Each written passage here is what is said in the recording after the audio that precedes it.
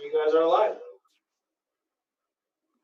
Okay, we'll open the meeting with the Pledge of Allegiance, followed by a moment of silence. During that moment, we certainly have plenty to contemplate. So everybody, please recite the Pledge of Allegiance and then have a moment of silence. I pledge allegiance to the flag of the United States of America, to the republic for which it stands, one nation, under God, indivisible, liberty and justice for all.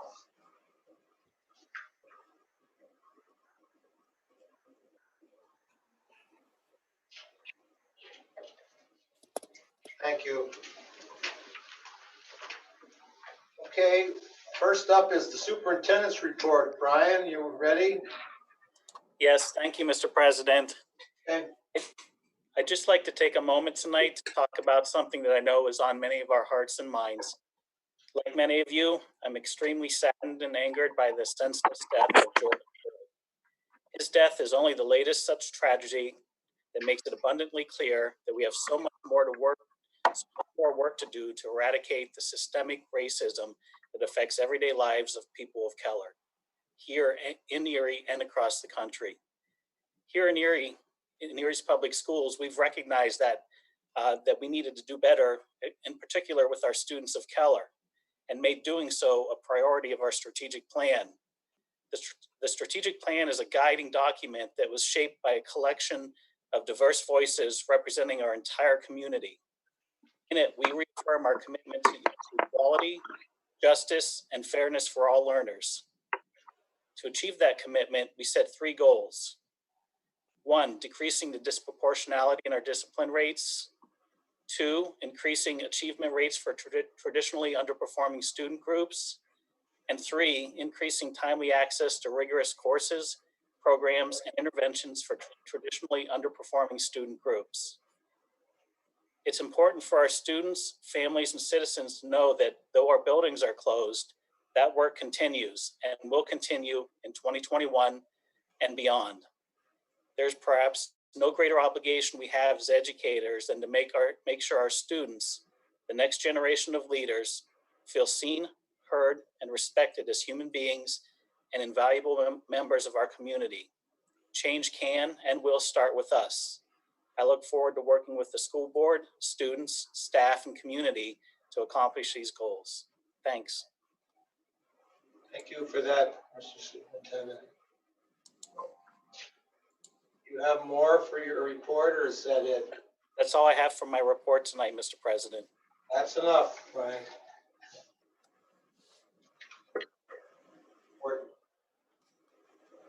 The instructional plan, Brian and Teresa, 2020, 21 instructional yes.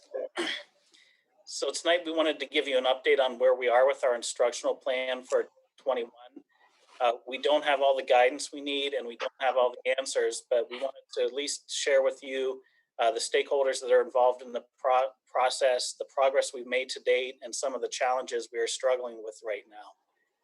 So we do have a PowerPoint presentation, which I believe Teresa is bringing up. Can everybody see that? Yes. Could you go to the next slide, Teresa? Thanks. So we just wanted to kind of frame this for you. Right now, again, we don't have all the guidance we need to finalize our plans. And really, as we look at our plan for next year, there's going to be a couple things that really guide this. Our busing capacity, we're being told that we're going to have to social distance on the buses. And right now, the guidance that we've been receiving informally is one student to a seat, every other seat, which takes a 72 passenger bus down to a capacity of about 14 students. The other thing is the building capacity. So once we social distance and spread the desks out, so there's 6 feet in between each of the students, it'll the number of students we'll be able to have in the classrooms. And then finally, PE guidelines on what we can and can't do in our physical buildings. That is scheduled for June 15th. The more detailed guidance, we did receive some preliminary guidance today. Unfortunately, it was kind of late on details, but it was enough to keep us going and a start. So once we have all that information, we really break down the continuity plan into really 2 buckets. One is the instruction, and 2 is the operations and the facilities. So if you want to go to the next slide, Teresa. We've started some of that background work. We've put together a timeline. You can see that, we do have some committees that are actually working. We're trying to, at this point, identify some possibilities as far as transportation, some possibilities for the capacity in the buildings. We're looking at the inventory of our technology, preparing to move the one-to-one so we can deliver instruction remotely again next year as we need to. We're pulling all that information together so that we're on track for the 6/15 due date of the detailed guidance from PDE. And once we have all that information, we'll really be taking the next month or so to finalize our instructional plan. We'll be including some additional stakeholders in that process. And we're hoping at this point by early July to have all that information pulled together and out to our families so they know what to expect next year. So I'll turn it over to Teresa. She's going to talk we're going to start with the operations. So Neil's going to talk about technology. Okay, so as Brian indicated, we're working on what kind of technology we will need for next year. So the people who are going to be on the team will have some building administrators, several teachers, the IT staff, as well as some central office staff. Currently, as of right now, what we've done is we have a full-blown inventory of every device that we could use to educate our students. So that's already been completed. And I at least wanted to note that does include that the inventory includes the 2,500 Chromebooks, which our students already have in their hands. Additionally, because we know we're moving to a one-to-one scenario, we're just not really sure what that looks like or what the configuration is going to be. Rick Vitale was kind enough to put together a couple of different scenarios for us to look at. So whether we go Chromebooks for pre-K through 12, or we do Chromebooks pre-K through 8 and laptops for the high school, or a combination of Chromebooks and iPads for the lower levels. So we have that broken out into different configurations. So once the decision is made as to what we are going to do, we can really implement and move forward with that plan as fast as possible. The 2 biggest things right now that are driving what we do is meeting the instructional needs of each grade level. So can a pre-K, kindergarten, first, second grader be able to learn utilizing a Chromebook, or is an iPad a more functional device based on what their educational needs are? The other side of it is making sure that it will integrate into our current IT structure. We found that the Chromebooks work relatively easy with our current structure. With laptops, it gets a little bit more difficult. And then obviously with iPads, they work well, but there are a couple of different things because of the proprietary software that Apple has that we need to kind of work through. So we're just trying to make sure that we've got a plan for whichever way the committee decides that they would like to go. Neil, do you plan on collecting what was given out to the students in the spring and reissuing in the fall, or by what you just said, are you going to decide that later? So we are collecting all devices from students who are leaving the district, whether they are graduates or they are deciding to move out of our school district. The rest of the devices, we are currently letting the students maintain them for the summer, with the exception of those individuals who don't want to be responsible for a device during the summer. We've learned that we can push updates out to those Chromebooks while they are at home, as long as they're connected to the internet. Once they connect back onto it, we can push updates out to those Chromebooks. So we can manage the devices virtually. So the plan right now is not to recollect the ones that were distributed, except for those students who will no longer be with us. Thank you. I have a question. Can I just butt right in? Yes, Yeah. Rose. Okay, I'm sorry, Mr. President, I should have No, you. directed it to you. ahead. So the programs that we got, the literacy program, the math program, the kids are able to use these on their home devices? Yes. Okay, so we did buy the component for computers for the kids. Yes. Okay. Okay. Thanks. Go ahead, Neil. Okay, so on the transportation is probably, out of all the things that we've been working on, the one that we unfortunately have the least amount of answers on, just because we've been given the least amount of guidance. Between myself, Mr. Persnicki, and Superintendent Polito, we have been meeting with EMTA on a regular basis to really start talking through what this is going to look like. So just to give you some numbers, during this current year, we were transporting about 800 students via yellow bus. So that's an average of 30 students per route. If we go with the guidelines for social distancing, whether it's 14 or 15 or 12 students, whatever it turns out to be, it creates what we were able to do with 2 runs every morning into about 4 or 5 in the morning, and then 4 or 5 in the afternoon. So it extends the amount of time that our bus drivers will be driving. The issue gets compounded much more when we start looking at the EMTA numbers. EMTA transported 3,200 students of ours. They had 28 different routes with multiple buses. When you start pushing that out, that would require almost 272 different individual buses from EMTA just to get our students to school. So obviously transporting them to our buildings is going to be something that we are going to have to work on. And until we get a little bit more guidance on what we can and cannot do, we'll just keep working with the EMTA and try to put together a plan so that we're ready in the fall. Mr. President? Tom, is that you? Yes. Go Now, ahead. are we required? What if we just say, hey, this is largely impractical. This is going to cost us a fortune. This is a bad plan. And in my opinion, I say it's idiotic. So what if we say, we're not going to fall into your idiocy. We're just going to come up with our own plan that is a lot more pragmatic than this pie in the sky, non-functioning asinine plan.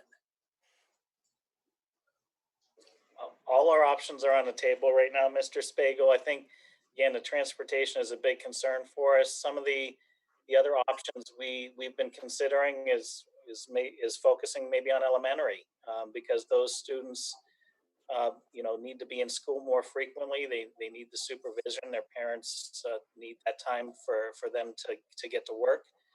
So one of the things we were kicking around earlier is if we broke the elementary schools up into 3 separate sections. So we were transporting on one day, for example, maybe Harding, Perry, and Grover Cleveland, but maybe Harding starting at 7 o'clock, Grover Cleveland 8 o'clock, and Perry's at 9 o'clock to accommodate some of that, so that we're still able to utilize our buses and maximize the kids' time in school. Another option, again, when we talk about transportation, we're not required to provide transportation. So that may be something that's off the table, or maybe again we just say we'll be able to provide it for elementary. But we really, at this point, we're too early on to determine how to do that. We need to get the guidance and really, working with the EMTA, identify what we can and can't do. But I have a can we go to the state and say we're just not going to play by your rules? We're going to make our own rules, or does PDE really hold all the power? I guess I wouldn't be comfortable going against the recommendations, which are based on the CDC and the Department of Health. So if we're talking about ignoring social distancing, that would be a concern and something that I wouldn't be comfortable recommending to the school board at this point. Mr. President, it's Angela. Go ahead, Angela. I know if you had to, for me personally, because I have kids in almost on every level almost, my concern would be if it was, I would want to bus the elementary school students and special education students if we had to pick who we were going to bus, because those would be the ones that I would be most concerned about getting to school safely and on their own. Pretty much when my sons in middle schools would be able to catch the bus. My daughter's in high school, she'd be able to catch the bus, but my elementary students, obviously my twins are autistic, have autism, and they both catch the bus. Me personally, I don't mind dropping my children off, but there are some parents who do not have that capability. And I would not feel comfortable cutting off special education students' bus services or elementary school students. So that would just be my input. Thank you, Angela. Mr. President? I have some questions. Go ahead, Sumner. Okay, thank you. I'm trying to get the lay of the land on this. We are not required to bus anybody. I thought we had to bus people after a certain distance from the school. So we have to be consistent with our busing. We're not required to bus at all, but we could, if we are busing, then we have to be consistent, especially with the grade levels. But do we have a rule now as to what distance is where we Yes. provide busing? So if we do bus, we're not allowed. We have to transport students over 2 miles at the high school level and over 1.5 miles at the elementary. And that's what we're currently doing? Yes. Those are pretty good distances. I was thinking maybe we could extend those, but those are pretty good. We actually, we were at a reduced a couple years ago and had to eliminate that due to the budget cuts. So we're right now at the state limits. Okay. Well, it seems that the administration is making us aware that they have a problem and they are working on it, and they're, I'm sure, listening to our questions and concerns, and they'll just stay on it. I think that's what Neil said last. So if you have any more questions, say them, but his message is it's a problem and they're going to keep at it. Mr. President? Oh, Darlene, yes. Yes, thank you. Brian and I have talked to Brian about this as well.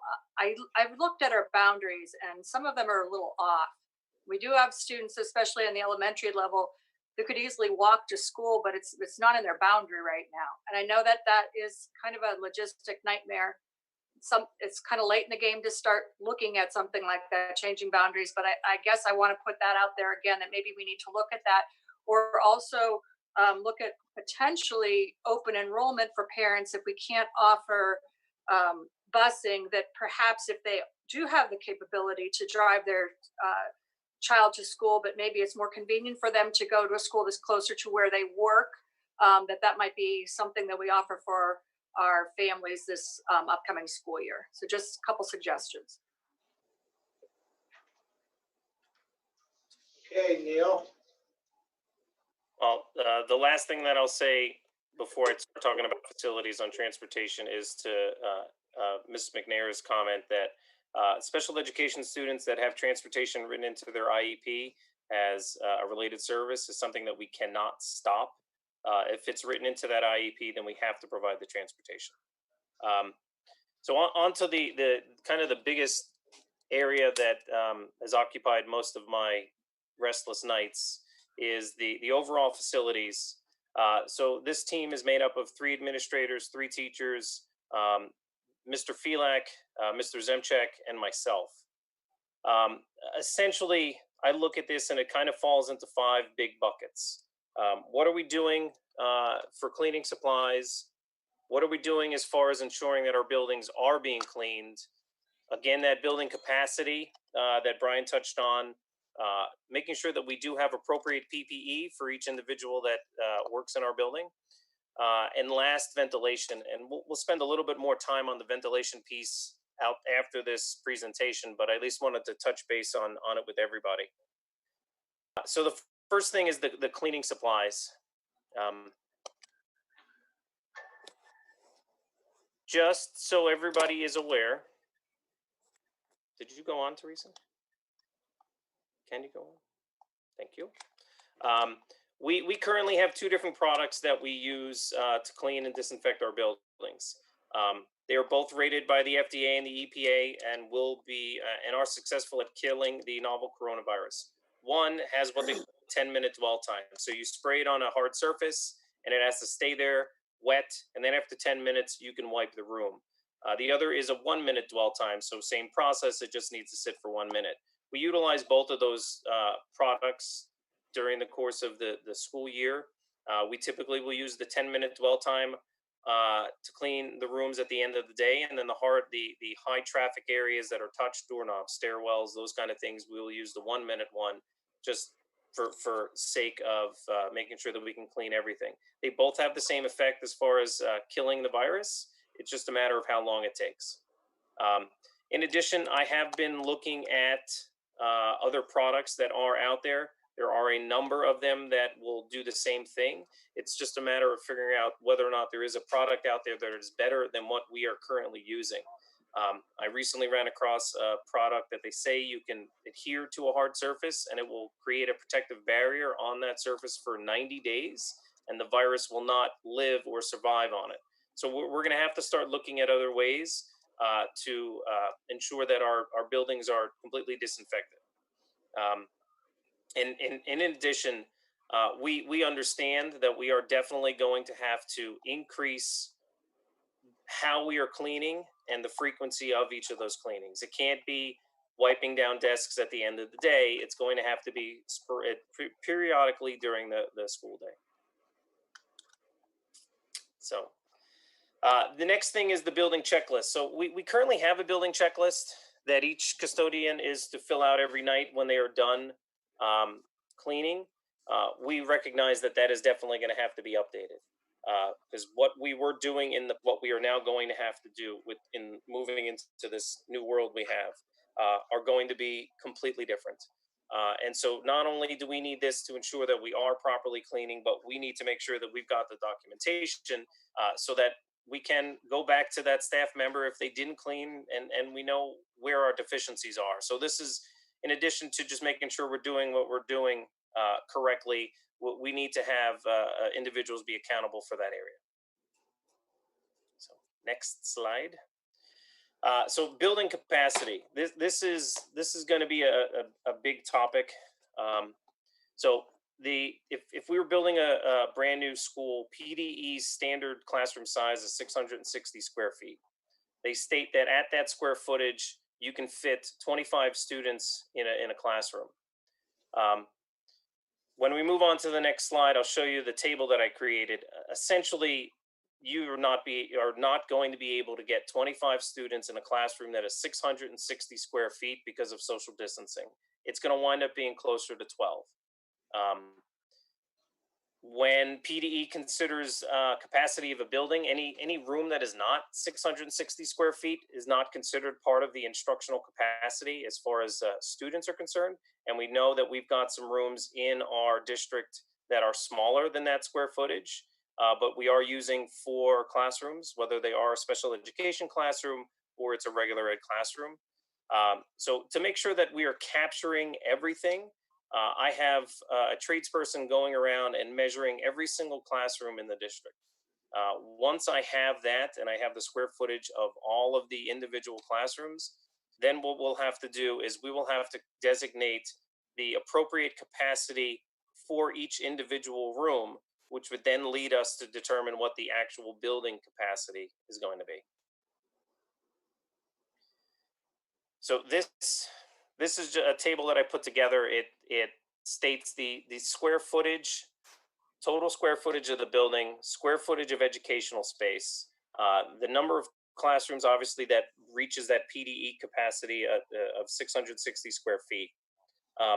It is important to note where we have a separate cafeteria and a separate gym, because one of the things that we have been seeing as far as guidance is that anytime you've got a big open area where you can put more people, it's going to be better than a cramped room. So the thought or the possibility of having classrooms being held in a gymnasium in order to social distance appropriately is definitely something that we're going to look into. So just kind of looking at what the capacity looks like. So that the next to last column is that PDE capacity, which is determined by the number of rooms and 25 students per room. Well, if you take the current capacity of what we have and you back it down to 12 students per room, you can now see what the capacity of each of our buildings are. And when you compare that to what we think as far as the projected enrollment is, we find that we've got some issues in some of our buildings.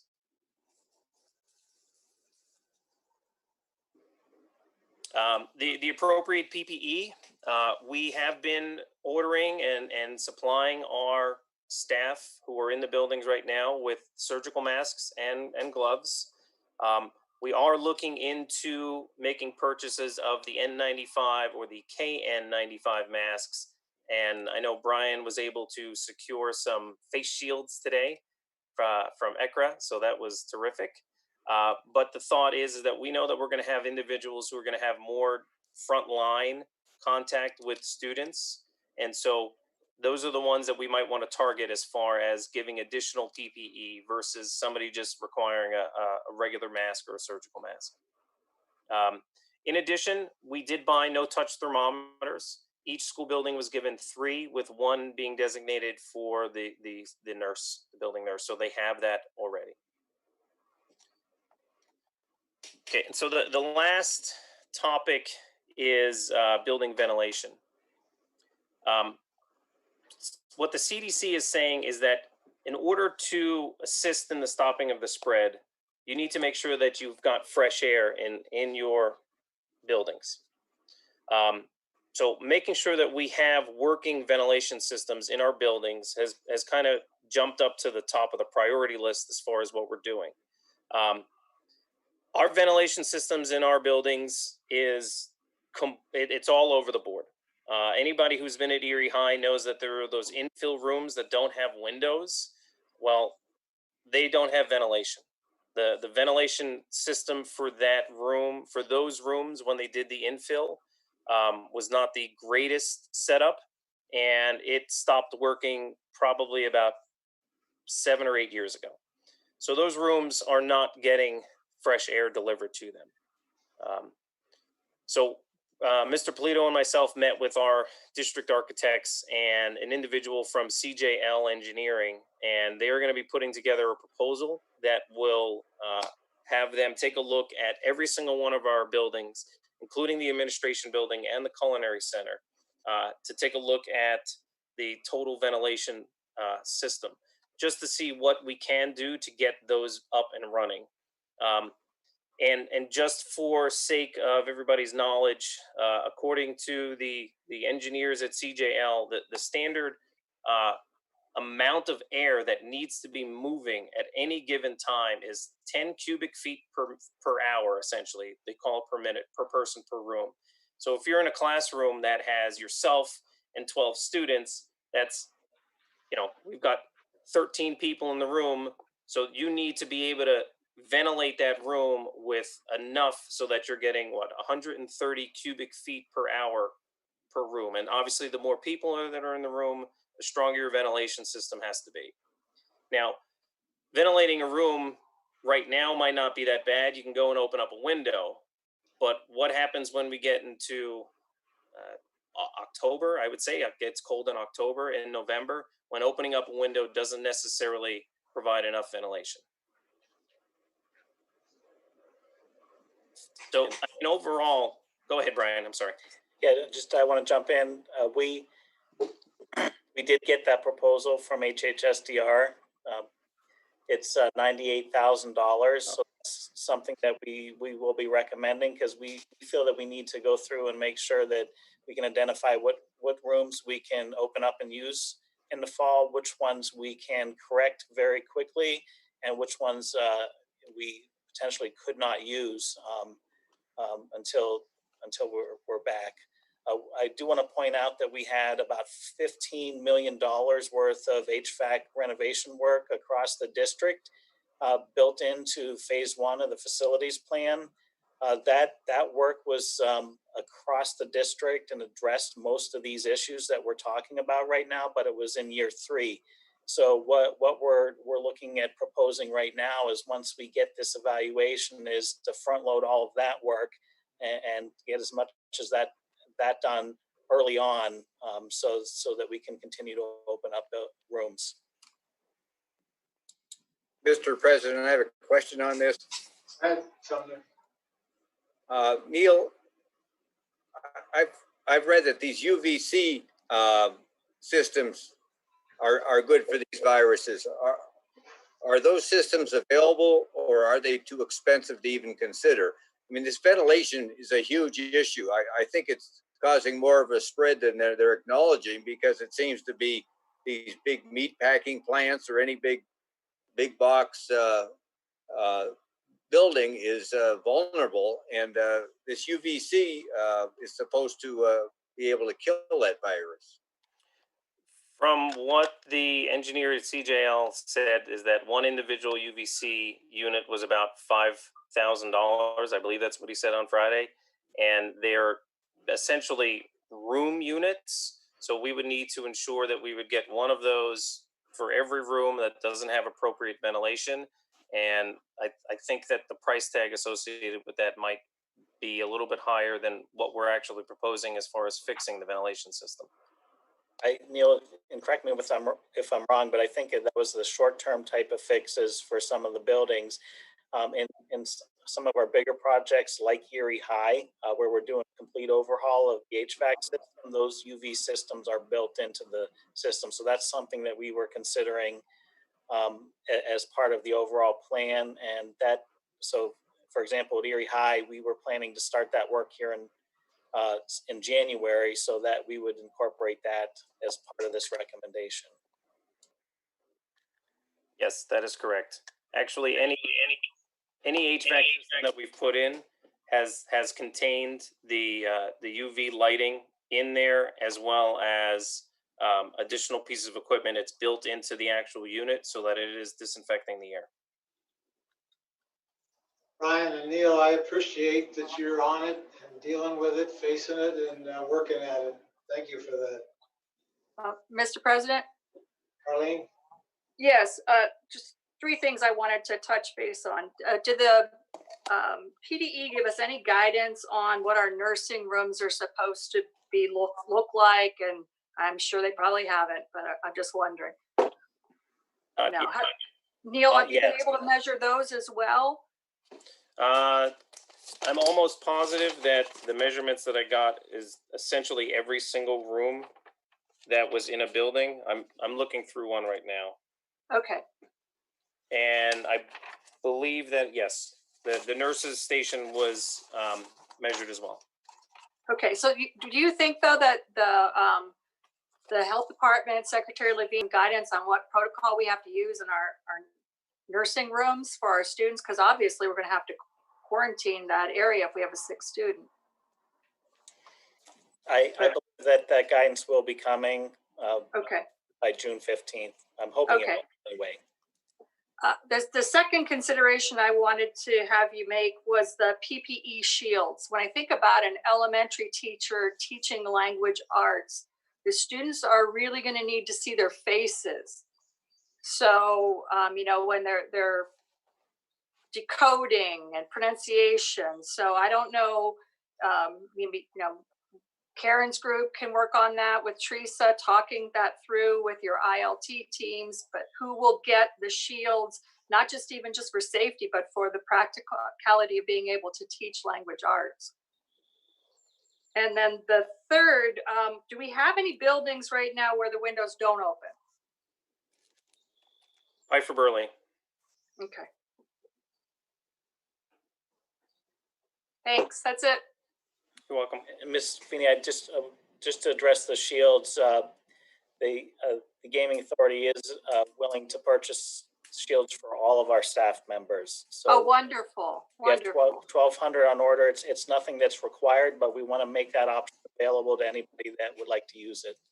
That's fantastic. Thanks, Brian.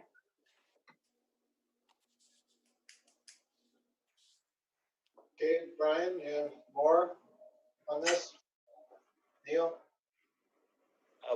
Before Teresa gets into the instruction, just to close out, and I share Mr. Spagel's frustration with, some of these challenges that we're doing, but as we've worked through this, I think, we've really determined that, first of all, next year is not going to be the same as it's been. It's not going to be a regular school year. How frequently we can bring in students is really very dependent on all the issues that Neil discussed.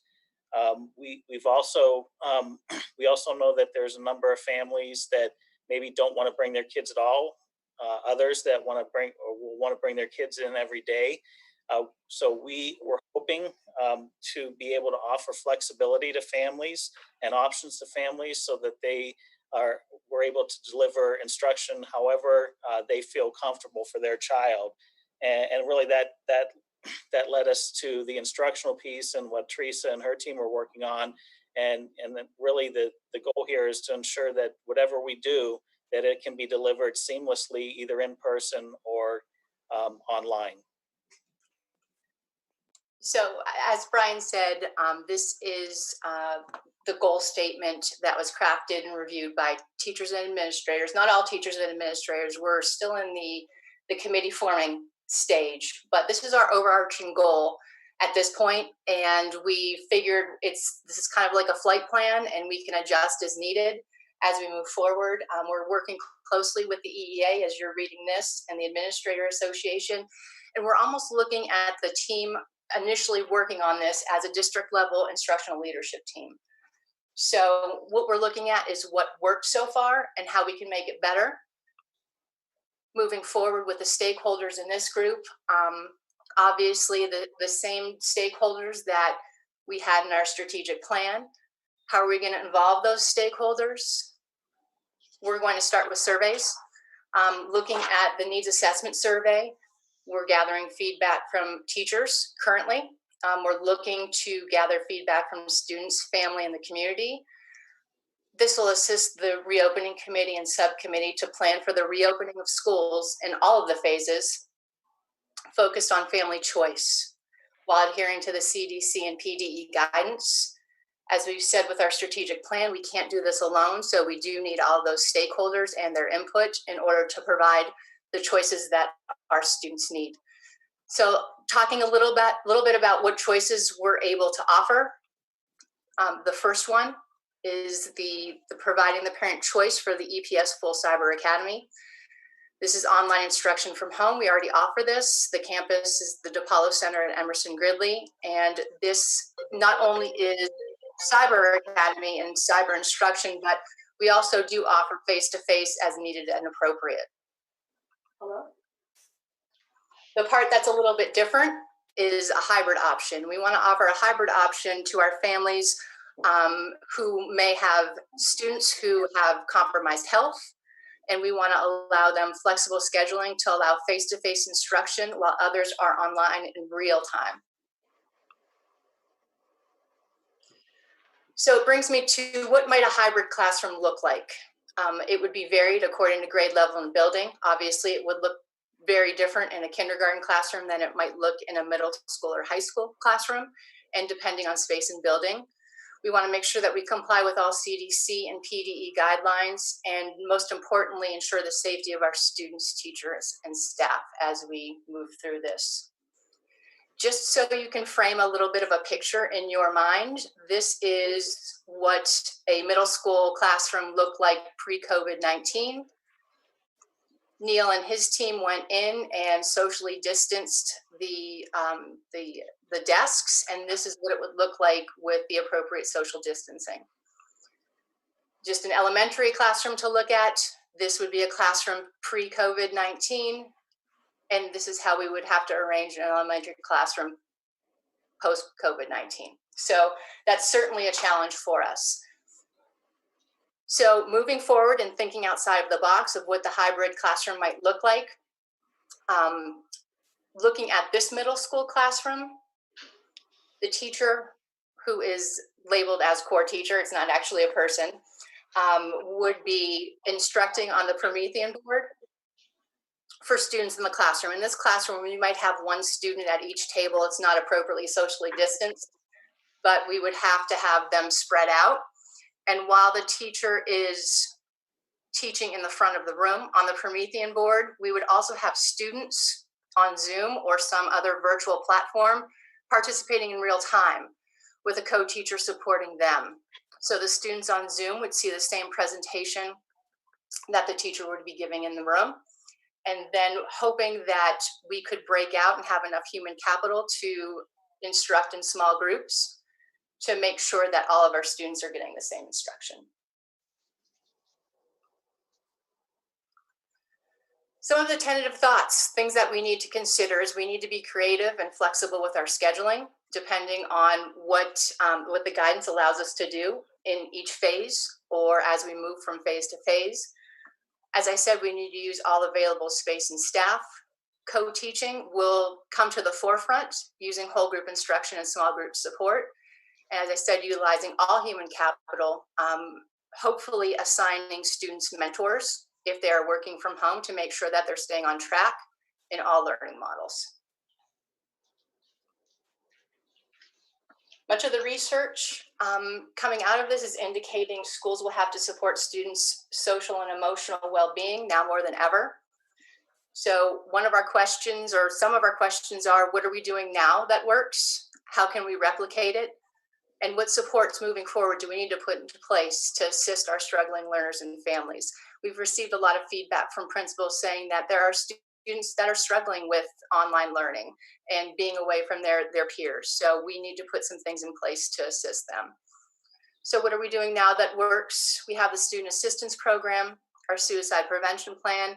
We have our guidance departments. Some of the things the teams are brainstorming on is what else can we do to support this? Some of the things we came up with is utilizing related arts classes and community school initiatives to provide opportunities for positive interaction.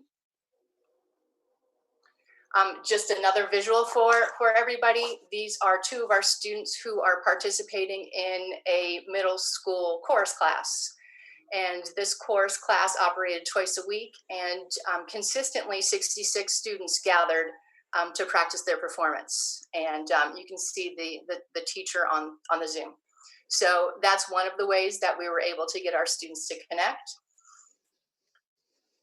In these pictures we've got, on the left, we have a family and consumer science class, students completing assignments asynchronously. On the right, I wanted to play a video for you tonight about how this art teacher, Erica Whiting, she was instructing students on her YouTube channel. And you can actually see, if you watch the video, and hopefully I can get that out to you, how she presents written and verbal directions as she's modeling. And you can see the point where she's modeling. Could be an example of what instruction might look like moving forward. Our community schools, this is how we can keep our students engaged in after-school programming. Again, looking at the social emotional.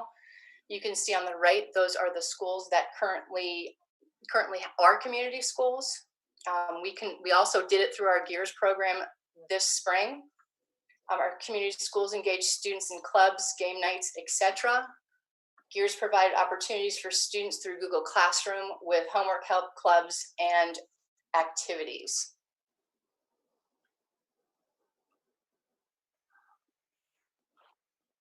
On the right, these these schools aren't community schools quite yet, but what we're looking at is how can we duplicate what we're doing in our community schools, and how can we leverage our resources to make sure that all of our students have the ability to interact and do have activities outside of the school day while they're actually not physically in school to support their social emotional learning.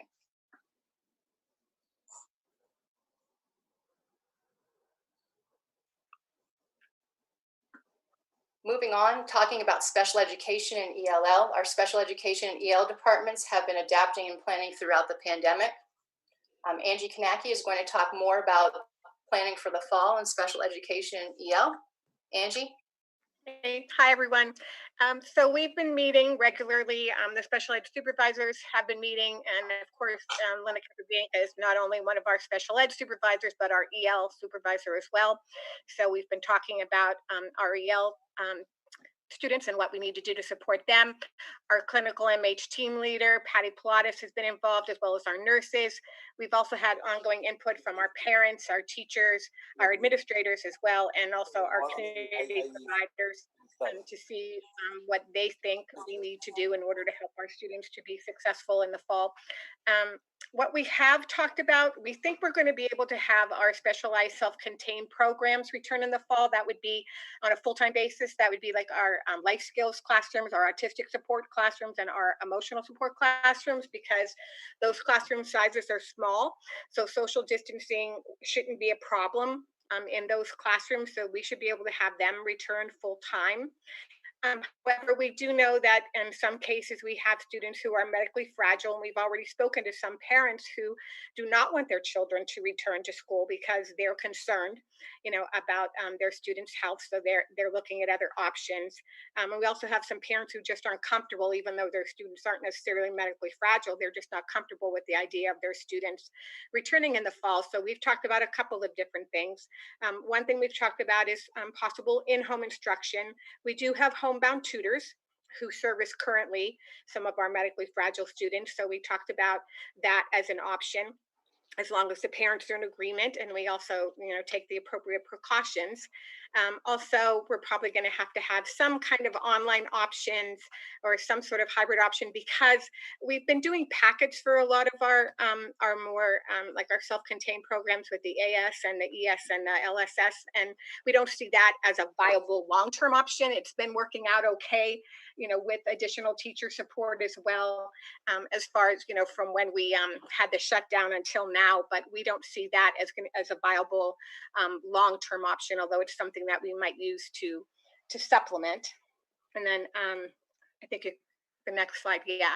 So that most of our students, however, and our ELL students are receiving services in the general education setting. So we foresee those students being able to receive services on the days that they attend school, and then also receive remote support on the other days via online instruction and the phone and email consultation that they've been receiving, teletherapy, and also we've had some online applications that parents have used that have been helpful. Also, we'll use translation and case management support services through some of our community providers like MCRC and the International Institute and Quality of Life.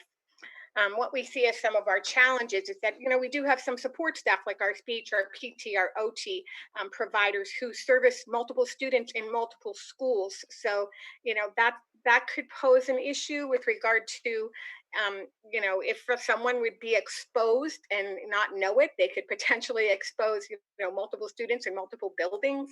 But it's something that we're just going to have to, be careful about and take the necessary precautions.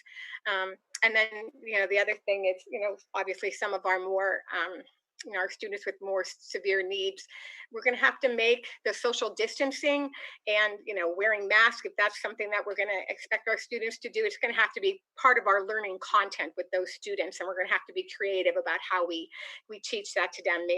Maybe we'll have like chalk circles, on carpets or, on the linoleum, maybe tape, just certain visual cues to help them to understand the social distancing and just making that part of our learning routine.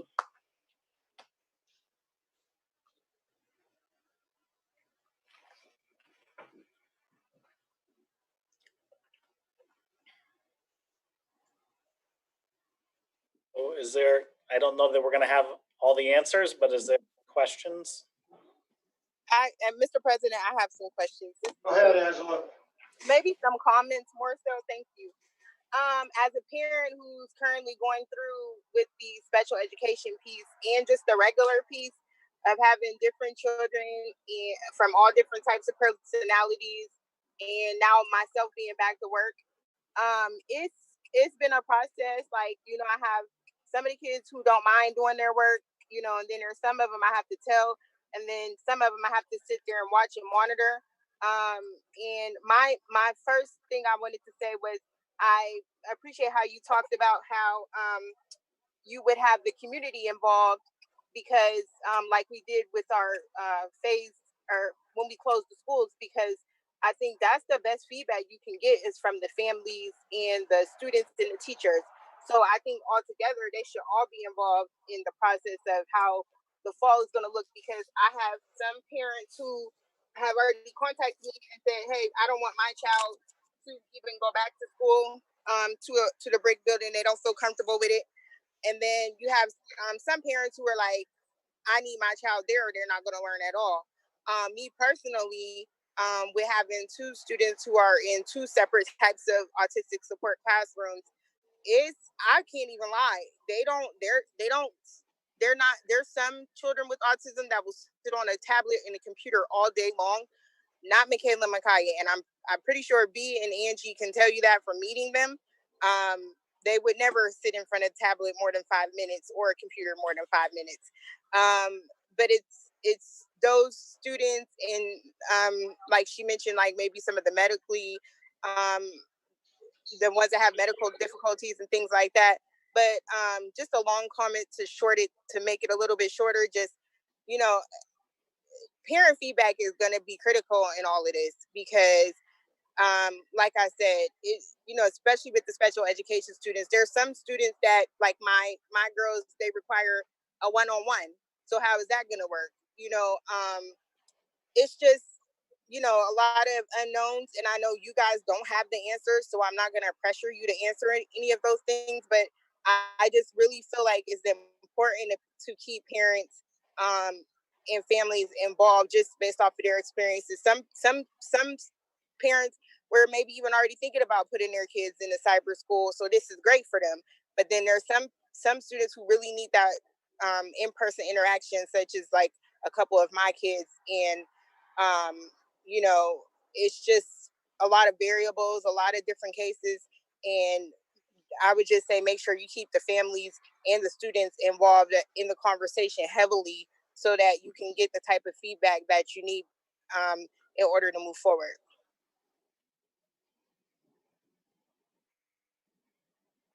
Okay, Teresa, did you have more? I don't, Mr. President. I'm finished. Thank you. Okay. I have a question. Was that Lori? Yeah, that's me. Go ahead. I have a question. So Teresa, I have a question. So I know you listed the community schools and everything, but since the community schools are pretty much on a timeline, considering they're all grant, based positions, what's the plan what if some of those positions ends next year? What is going to be the plan to ensure that the students still have some kind of after school engagements, considering gears won't take every single student? I mean, and then we still have the social distancing and all of that. And neither can programs like Carpe Diem and X, Y, Z. So, I mean, if we lose like community school people, what happens? What will we do for those kind of situations, considering our kids need that after school program? Right. So, Lori, we meet weekly with the United Way to first check in, and also talk about how we're going to move forward and how we can align all of our resources and leverage our resources for all of our kids. So I don't necessarily have an exact answer for you right now, but I can tell you that we're touching base on a weekly basis moving forward to ensure, because we do realize how important that piece of the community schools is to our students, and how we need to keep them involved. So we're continuing to work on that as much as we possibly can. And always, of course, looking for additional funding in other places. Okay, Brian, if you're ready to move on to the preliminary budget and projections. Sure.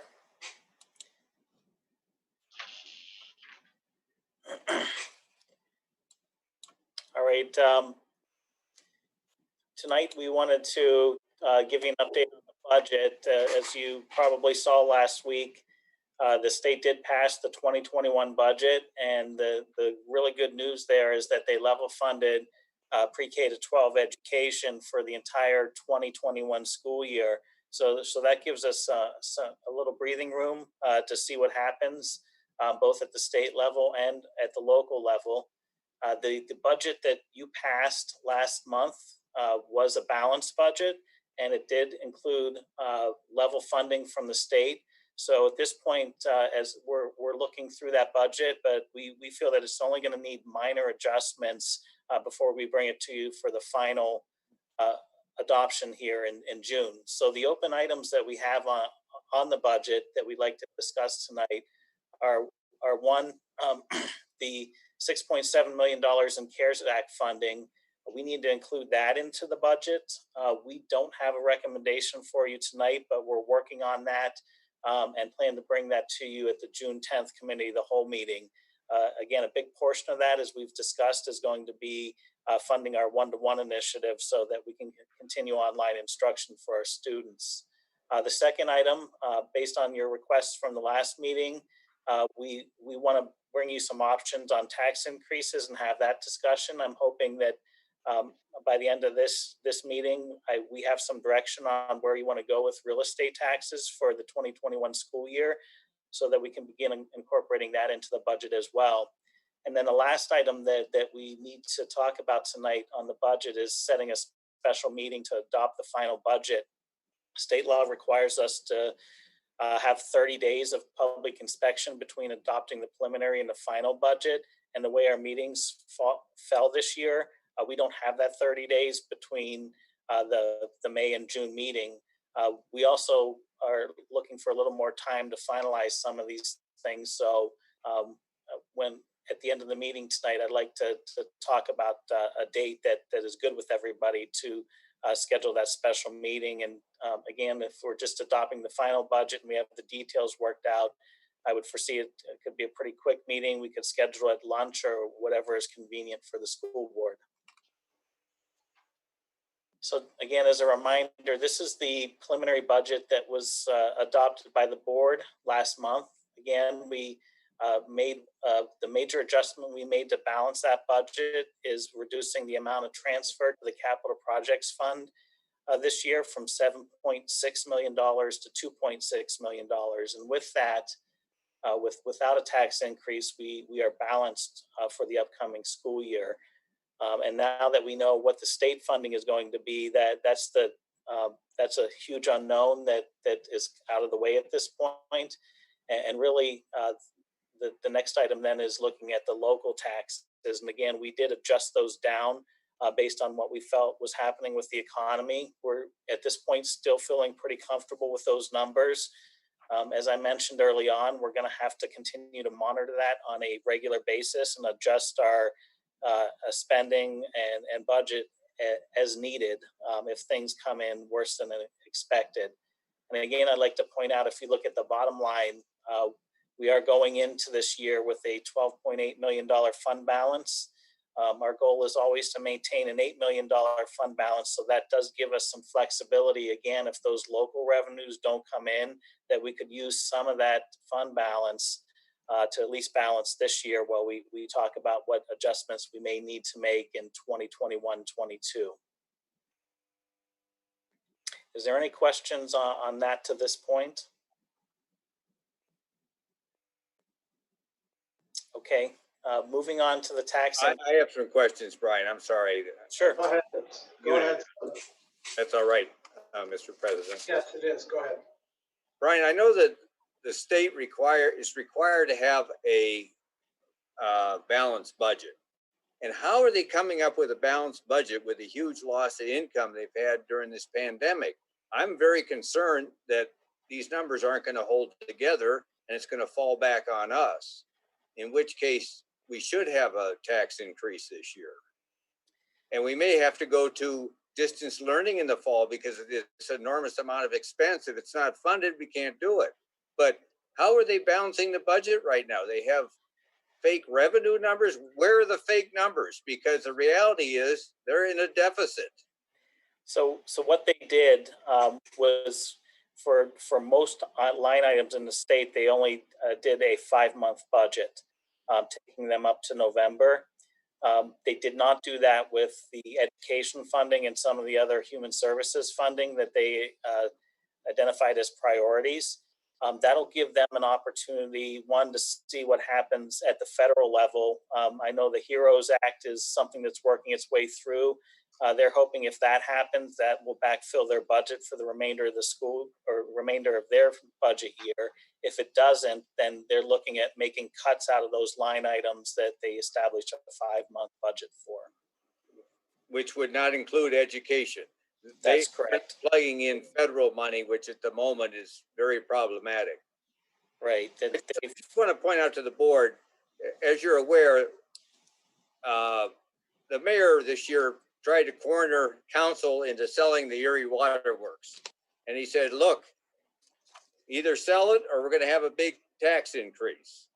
Well, council held its ground. The city real estate taxes went up 12.6% this year. The refuse fees went up 18.6%.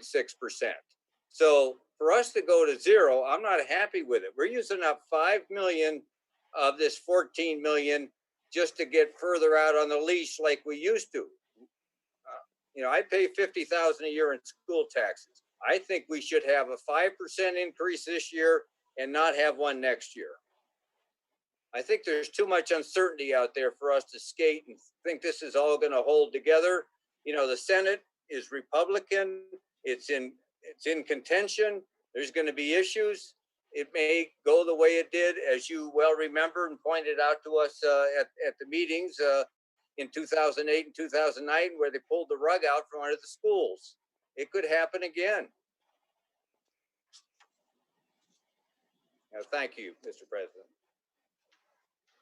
Yes, Brian? Okay. Moving on to the tax increases, and Mr. Nichols, to your point, we can only raise taxes up to that one index, which I believe is 4.1% this year. So, for discussions, please keep that in mind. I don't have that on here, but that's something that we could calculate for you if you'd like to consider it.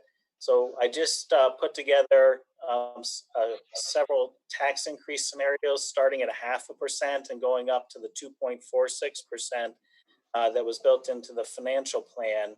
And you can see what the millage rate increase is, the impact on a $100,000 home, and the revenue generated by the district. So that gives you a sense for what those tax increases would do for us. So even the 2.46, that would provide us about $1 million, and we took 5 million out of the capital improvements budget. Yes. So that would only be, I really think we need to stay the course and make these adjustments.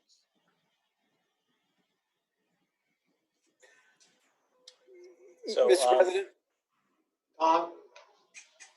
Well, I'm not completely opposed with having some type of tax increase, but anything much higher than like 0.5% or so, I think is just out of the capacity of our taxpayers.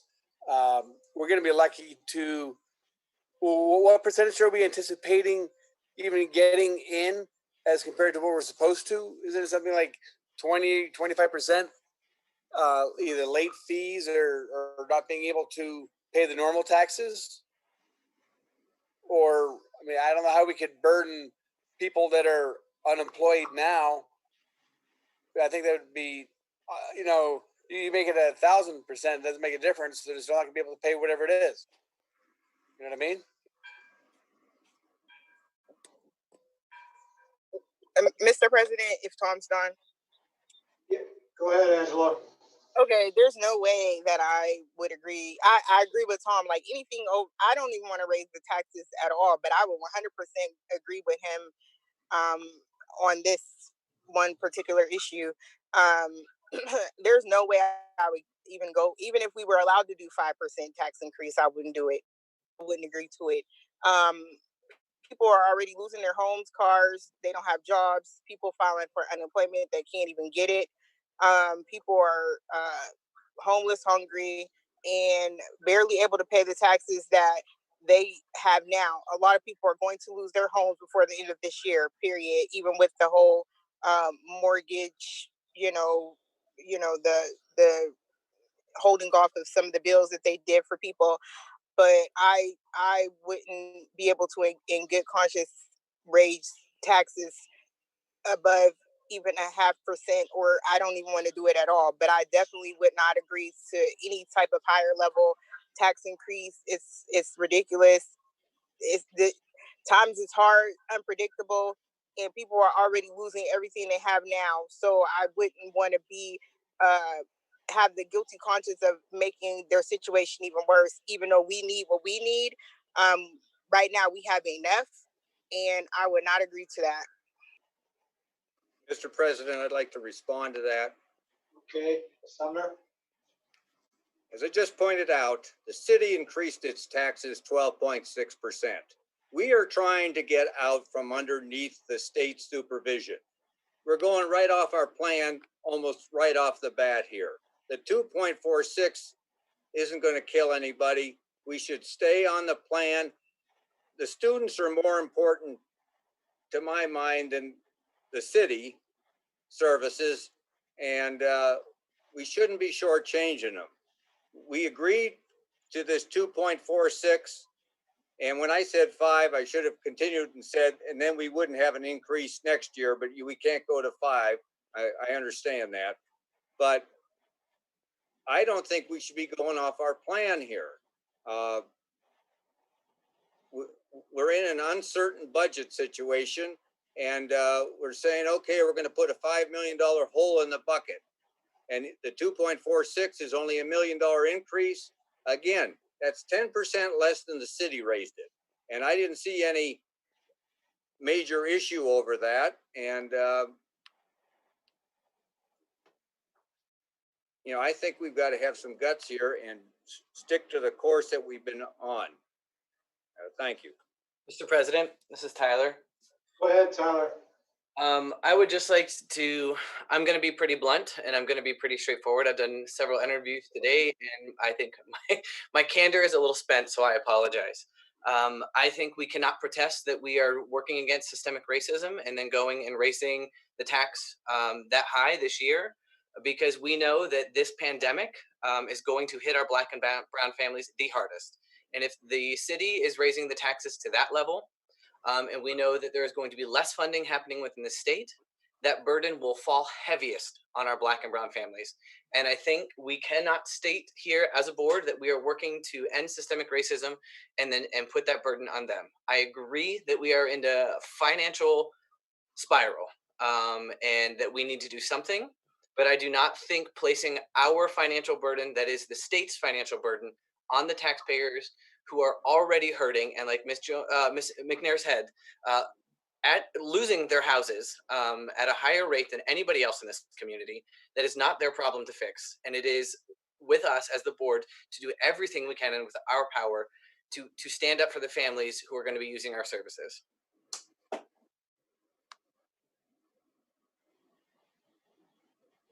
I try to limit my specific subjective comments and opinions as the chairman, because I think my job is to be the traffic cop here and not inject my own opinion.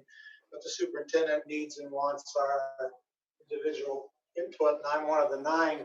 I think we were on track and had pledged to vote for a very modest increase for each of the next several years. And we were on track to uphold that pledge, but I think these very extraordinary circumstances negate that. I find myself in agreement with Mrs. McNair and Tyler as far as favoring no increase. And I think I feel justified and comfortable with doing that. We're very dependent on the state, and I have to give them credit for stepping up and having a budget under these circumstances. Other years when there was less pressure, they didn't do as good as they did this year, but we are a child of them in many ways. And so if they've gotten their budget adopted for a 5-month period, I think we can accept what they are telling us and under their guidance and under their financial help.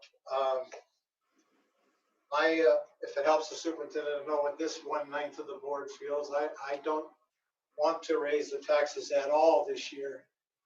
And I just want to say to you, Summer, I've said this over and over, and I believe it. Although in hindsight, certainly we could have done better, but we did not spend our way into financial trouble, and we cannot tax our way out of it. We just don't have the wherewithal to raise enough money to make up for the shortfalls, and we did not. We were denied tens of $millions by the state over a period of 10 years now, and they've done a better job of coming back and facing cleaning that up. But it was their mistake, their problem, their causing, and they've taken steps to help us. So we're on path to improve things. But I salute you and any board member who wants to be responsible and wants to be brave enough to raise taxes when the situation calls for it. But I just don't believe this year this situation calls for it. That's just my humble opinion. Anyone Mr. else? President, Go ahead. I'm sorry. No, you finish, please. I'm done. Okay. I've been agonizing over this, and it's an extremely difficult situation that we're in as a nation for a lot of reasons. But when I look at education, I look at it as a great equalizer. Unfortunately, the students in the city of Erie and many students in urban education, they're not receiving the same education as their counterpart students in school districts that have higher means and that people have nicer homes and they're paying higher property taxes. And the system itself is flawed because we are funding school through property taxes. So our urban sector is always going to be behind. The financial improvement plan told us to raise taxes 2.46. I'm asking this board to consider this 1% increase this year because there are so many unknowns. And Brian, I'd like you to go to the next slide because I want us to see what happens when we're in a recession and we don't raise taxes at all. And we're going to end up back in the same boat we were before. So there's a lot more to Brian's presentation that we haven't even seen yet. So I'd like us to at least consider that. And again, I wanted to raise taxes when I first got on the board, 2% across the board for 5 years. It just made sense. We chose not to. We chose to raise taxes 0.5% and then jump to the 2.46. We must raise taxes 2.46% next year if we don't raise taxes at all this year. We have to. And who knows what next year is going to look like. It might be even harder for our residents to be able to pay that rate next year than it is to pay it this year. Thanks, Brian. Let's look at it. Thanks. All right, Mr. President, is it okay if I continue? I have 3 more slides. Yes, did you get enough of a read or did you want more or do you want it later in the meeting? Yeah, I think I'm going to need more of a read because right now I'm hearing about 3-3 for and against tax increase. But again, I appreciate Ms. Feeney. She knows my slides better than I do at this point. So she covered this one very well. And it is a cautionary tale. And I thank her for suggesting that I include this month. And this is what we have been discussing over the last several years is that the history here has been to go several years without a tax increase and then have a bigger tax increase. And that was possible before Act 1, but at this point with the limits on what we can do with taxes, it's not. So again, the administration was recommending in May that we go with a no tax increase, but certainly I echo Ms. Feeney's concerns that, you know, this would be a one-year reprieve due to the circumstances, but we would need to stay on some type of cost of living tax increases in order to maintain a balanced budget moving forward. And I did, on this slide, I just want to point out too that I did update 2 of the inflationary indices that we've been comparing ourselves to. So you can see the May CPI Consumer Price Index just came out, and the inflation is 0.3%. And then back in January, the Social Security adjustment was 1.6 for the year.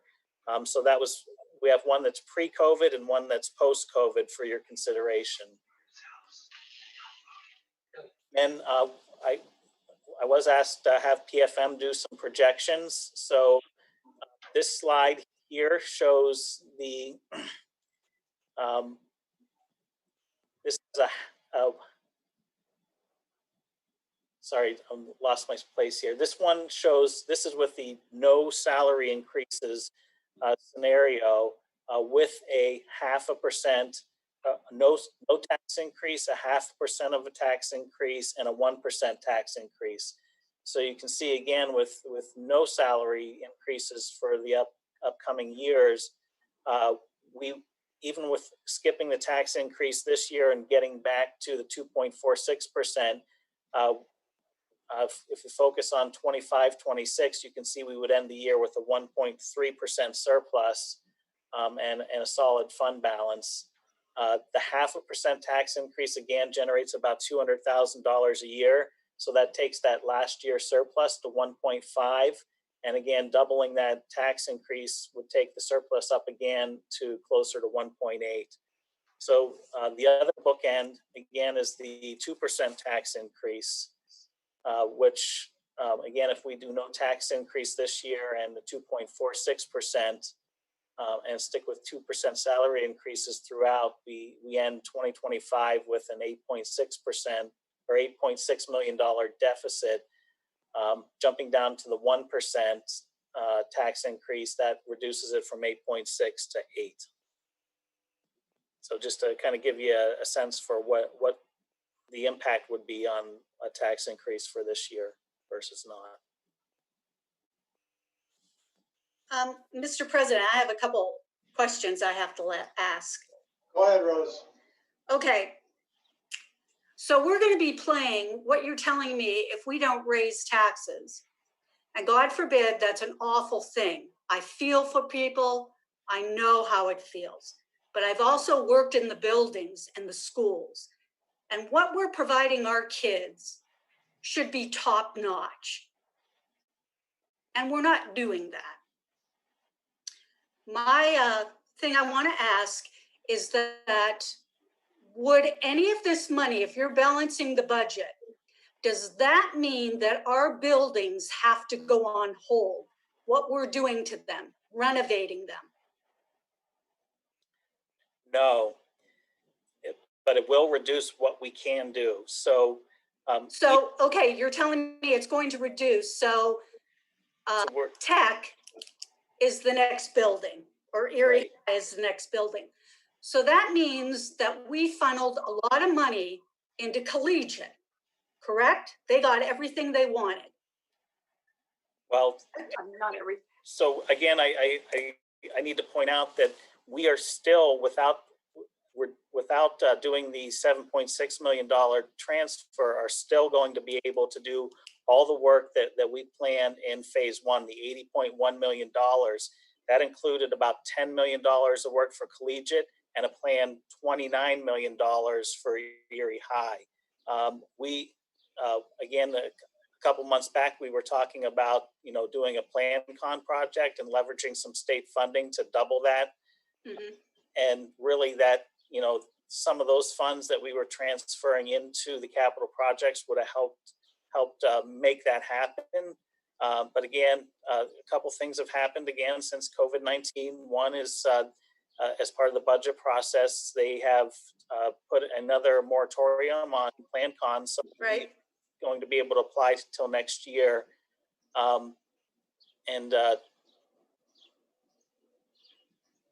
I can't remember what the second one was. Yes, we're able to still do what we were planning. We just aren't going to be able to enhance some of it as we had hoped. But we did everything that you wanted to collegiate, correct? We did everything that was in the plan.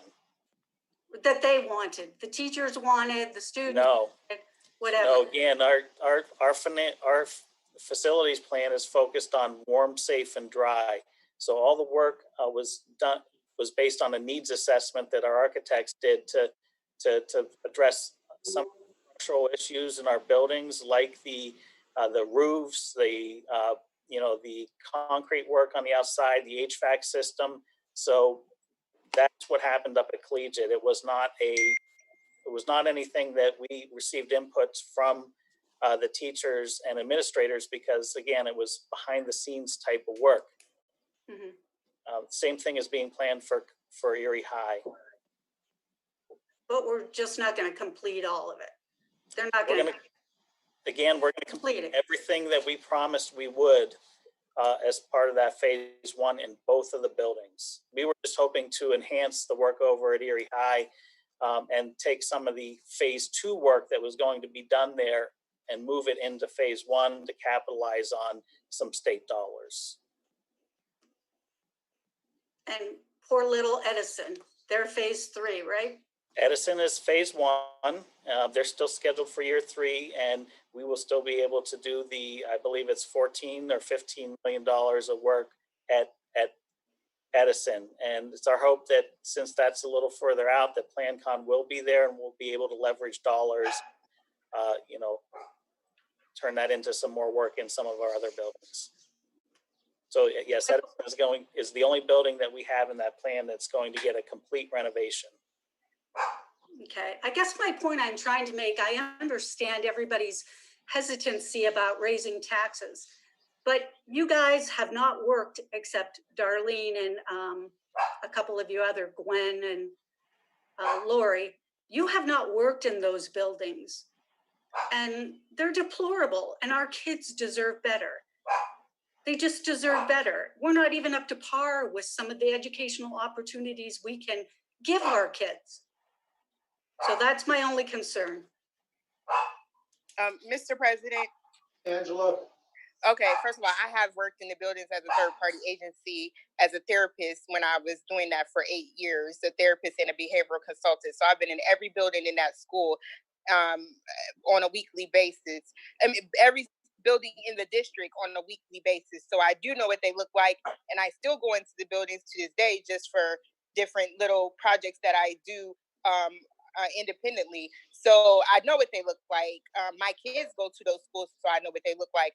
And for what I'm hearing Brian say is that I know you tried to make a point that everything wasn't going to get done, but from what I'm hearing, Brian is saying everything that we put into phase one is going to be done. There is no Edison's not getting touched, Erie High is not getting touched. They're all getting touched. They're all getting exactly what we wanted and that we put into the plan. Am I right, Brian? Everybody's still getting what we planned on getting. So that's what I'm hearing from you, is that Edison, Collegiate, Erie High School, we wanted to make it even better. Of course, we always want to make things better. I want to make my house look better. I just did some stuff in my house, but of course I want to make it look better. But what's going to happen to little Johnny when we raise taxes and they already struggling to pay their taxes and now they have no house to live in, but we worried about making something even more better. I want everything top notch and everything that I touch, that's including the Erie's public schools. But at the same time, I don't want little Johnny to be homeless because I raised their taxes during the worst time ever in history to raise their taxes. So if everything that we said is still getting done in phase one that we talked about, which I'm hearing is still getting done, then no, I will wait until next year and reevaluate and see if we want to raise the taxes next year. But there's no way in this world I'm going to put little Johnny, little Mary, and little Susie in danger of living on the streets in the homeless shelter because I said, because I want to do what the city did and follow their lead and raise taxes above what these people can even afford. They can barely pay their taxes now. So then we're going to raise it right during the worst time in history to raise it for them. no, I'm not going to agree with it. And I hear 3 other people saying that they're not going to agree to it either. So I don't know who else, is on, coming this way towards that. But I know I can hear at least 4 of us saying we're not going that way. And I respect Darlene for, making the point that she did of what we need to do. But as long as we're getting phase 1 done, and I'm not even going to even think about raising taxes, and I'm going to advocate against it to whoever, one more person that can come over on this side and feel the same way. Mr. President, Sumner. I'm a landlord, and I've got a lot of tenants, and I think we're underestimating the resiliency of this community. My tenants are paying as normal. My collections have not been affected by this. Many of them are in senior care. They're working in senior care facilities. They're putting in more hours than normal. So I don't think this community has collapsed. And the priority should be for our students, and that takes funding. We get 75% of our money from the state and Fed. We need to pony up here, and we need to say we don't want to have the state overlooking us. But if we keep saying no increase, no increase, no increase, well, we use up the $14 million and we're still on the dole. I don't like it. I think we should stick to the plan that was put together. And I have one technical question, Brian.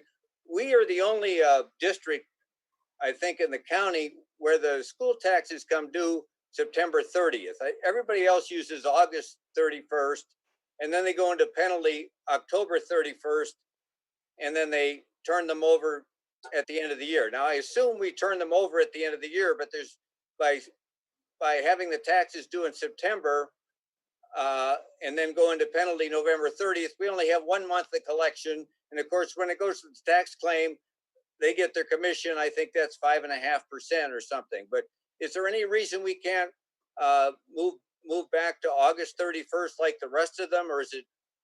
We do start on August 31st. So a couple of years ago, we did align our tax collection schedule with the rest of the county. The only difference between us and some of the other school districts is some issue their tax bills on July 1st. So they give people an extra month at discount. We issue ours on August 1st. So they come out a month later. And I wish I could say that's something that the board can consider, but given our size, I'm not sure that we could print and get all the tax bills out on a timely basis, especially in years like this where we're pushing our decision on the budget till June 30th. But that doesn't interfere with our turnover to the tax claim bureau. We do that at the end of the year. Yes, we do it at the end of the year. So our discount period, our face period, and our penalty period are all in line with state law now and the other school districts. I'll just say at this point, I praise Darlene and Sumner and Rose for being willing to see it as our responsibility and take the politically courageous step to raise the taxes.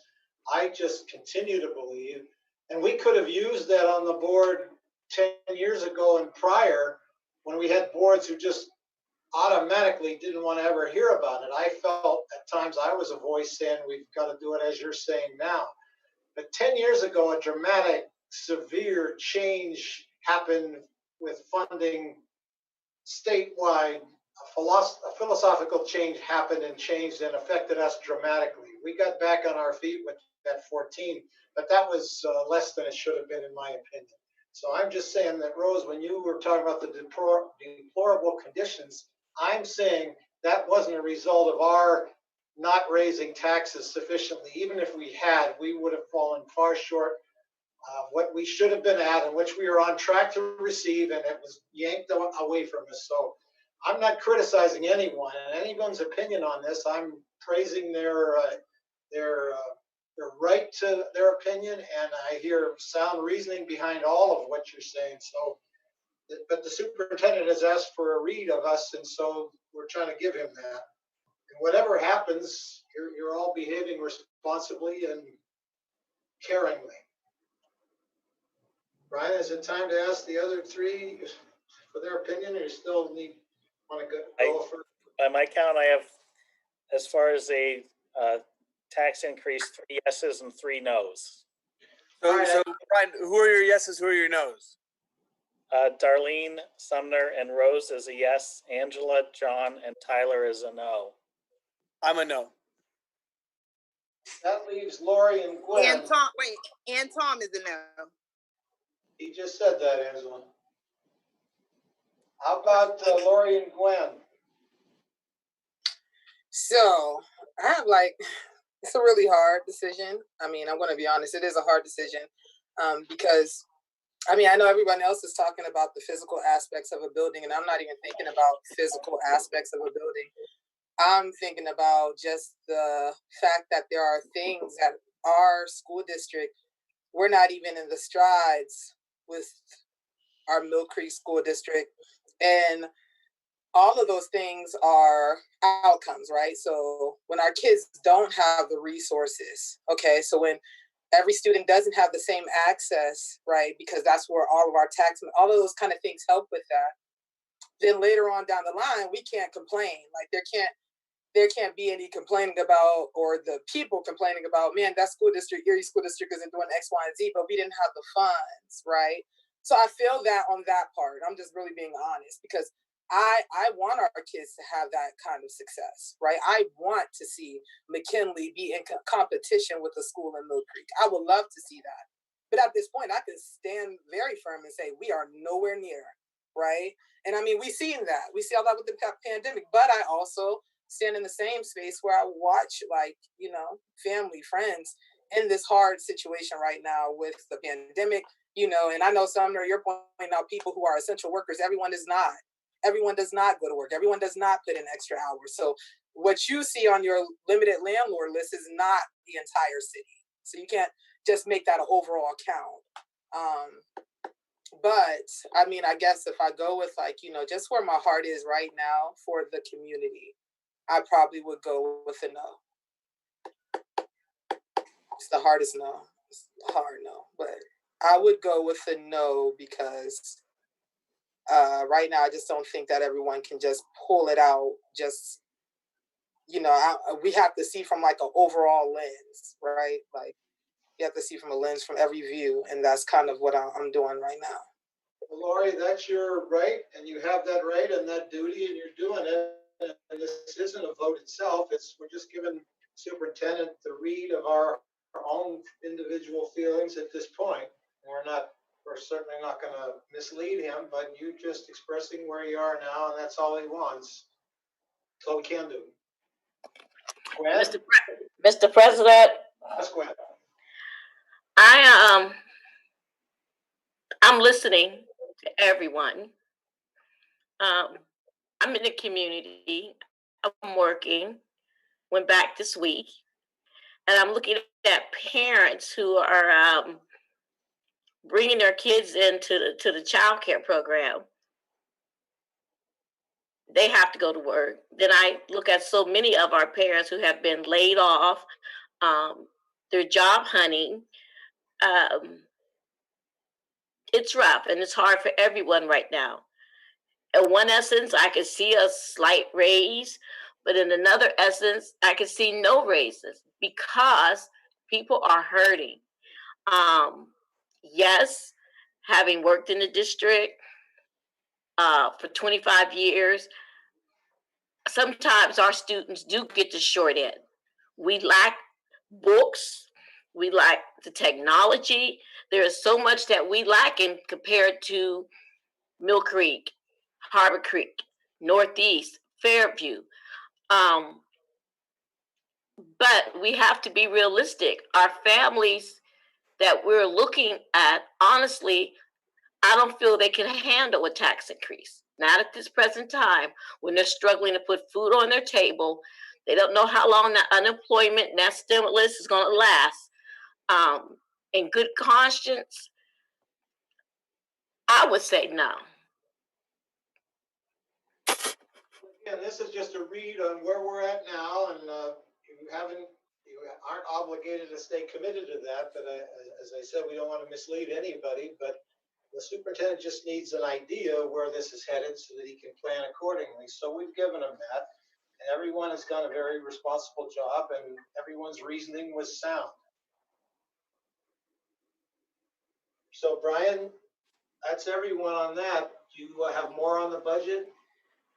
Well, I just want to thank everyone for sharing their opinions tonight. We'll move on with developing the final budget with a no tax increase, but we'll continue to keep this on the agenda. We'll make sure we have it on the agenda next Wednesday so that the board has more time to discuss. And if people want to change their mind or make other recommendations, we can certainly consider that. The only other thing that I did want to discuss tonight is scheduling a special meeting to adopt the final budget.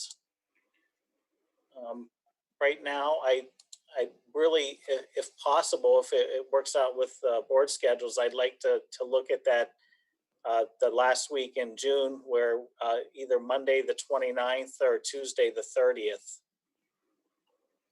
I would agree with both of those dates as being wide, because at the most, we only have 27 days left in the month, but there's nothing to be gained by hurrying it and everything to be gained by understanding and watching whatever develops state and nationally, and with our own ability to bring everything into focus. So I think it's in our best interest to take the most time, knowing that it's only a matter of 3 weeks till that Monday or Tuesday date. So I'm supportive of that, and I ask the rest of the board to express themselves on their availability and their opinion on whether they want to meet sooner on that. We have other reasons to meet before the month ends too, by the way. I'll get to one of them in executive session, but we have a regular meeting next Wednesday, a week from tonight.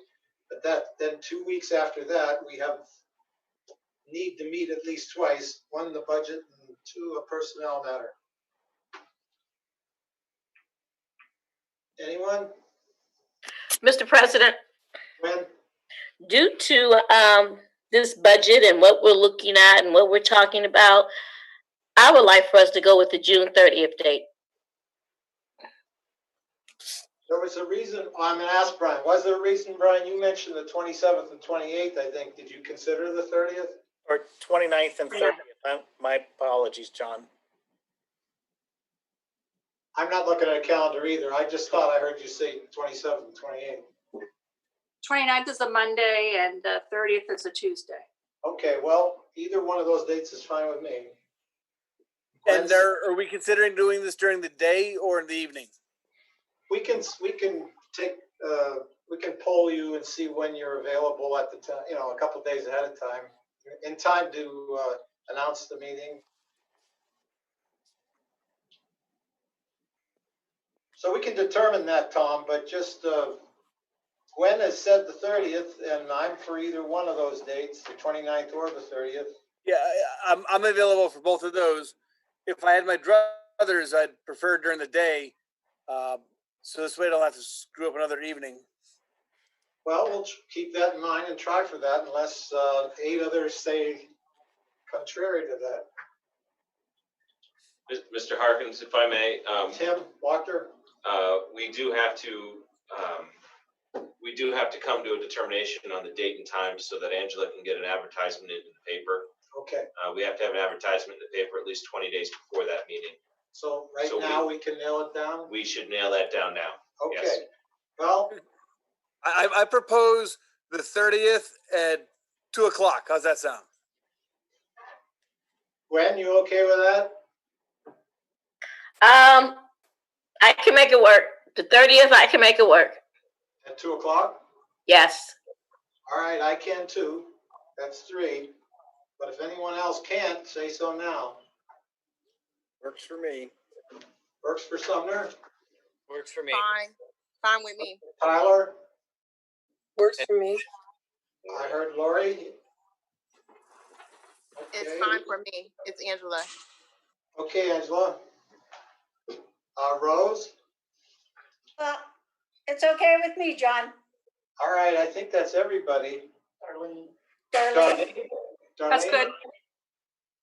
Okay, thanks for your flexibility on that, everyone. Brian?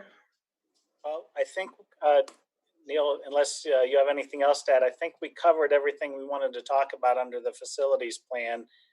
Mostly the evaluation of our ventilation and the moving up of the HVAC work in the buildings. Is there anything else, Neil, you wanted to touch on? Nope, that was basically the heart of the conversation. Okay. So then next is curriculum update with Nora on my list. Hi. Hi, Nora. Yeah, I spoke to you earlier this year, I think it was January at the meeting, about some curriculum materials upgrades that we were planning. And so now I'm just going to share what our decisions were with the committees that have been working. And to do so, I uploaded some documents onto the board agenda, but I'm also going to share my screen so that we can look through them. And I won't read it to you, but I will highlight some things and answer any questions.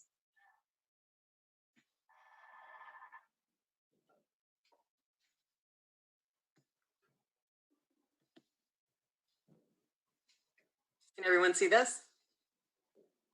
I can. Okay, so this is a document just to summarize the work of this committee. It was an ELA committee that worked for grades 6 through 12 to adopt new materials. The materials they were using were from 2006. So definitely a good time for a refresh. And you can see the educators who worked on that committee and where they teach, and some of them are also learning support teachers in addition to being ELA or English language arts teachers. So we had a really diverse group and great representation. We began working on October 22nd and ended up, we were supposed to do our final vendor review on March 18th, which had to be postponed.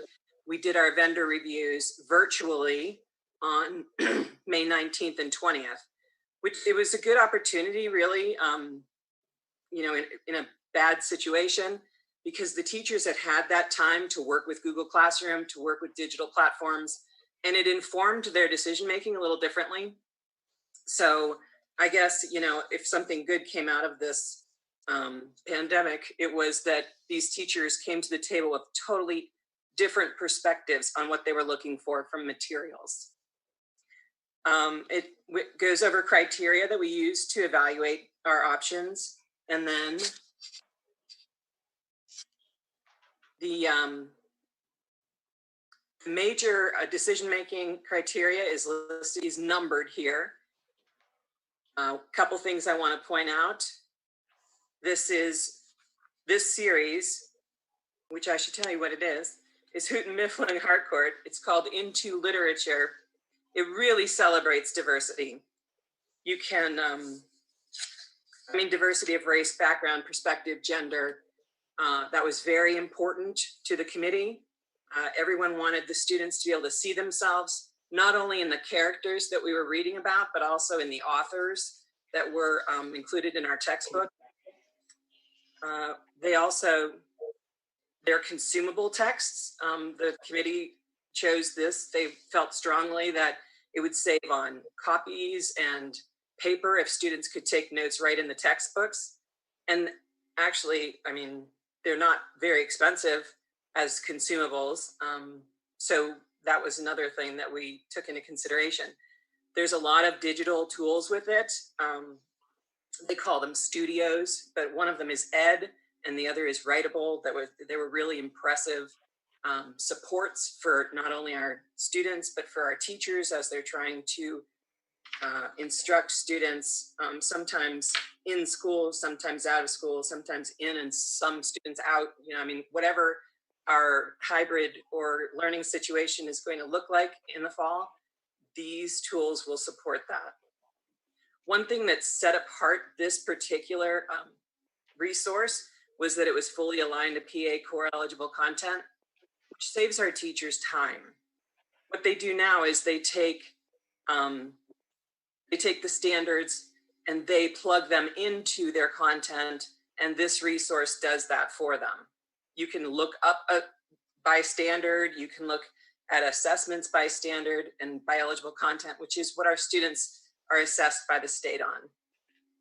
And then it had a great assessment package with it, embedded formative, benchmark, and diagnostic assessments. One thing I also wanted to note was the level of differentiation that's possible with this. It has adapted texts for students who are reading below grade levels. This ensures that all students get an opportunity to participate in class discussions around a particular piece of literature, because they can take it at the regular Lexile level that the piece was written in, or they can scale down the Lexile level of the same piece. And that's something we've never had the opportunity to do before with a text resource.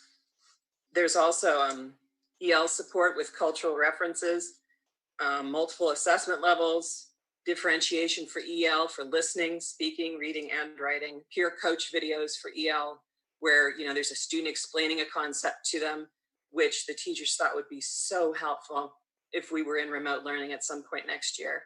So there were just such a great number of resources available within this text. I'm going to scroll it down a little farther. And you can see this text was just published in 2019, but these are all the Pennsylvania districts that are using it now or going to be using it in the fall. So they've had quite a lot of interest. A lot of people, like the committee we were working on, deciding that they wanted to go with this resource. All right, I want to share a couple of other items. Nora, what does Lexile mean? Lexile is a reading level, and they give it a number. So for instance, like a Lexile range of 700 to 900 would be roughly 6th grade, or between 6th and 7th. So if you are working with a 7th grade student who can't work at that Lexile, you can adjust down their Lexile level so they're reading the same text, but they're reading it on their own reading level. I got it, thank you. Sure. So here is one resource that I attached to the agenda. We've talked about ed reports and how rigorous the criteria for evaluation of each of these components in each pathway is. Green being the absolute best, and this resource really scoring probably the highest, if not the second highest, in every single category at every single grade. So that was helpful in our decision making as well. And there was another piece that I wanted to pull up. No, I don't see it.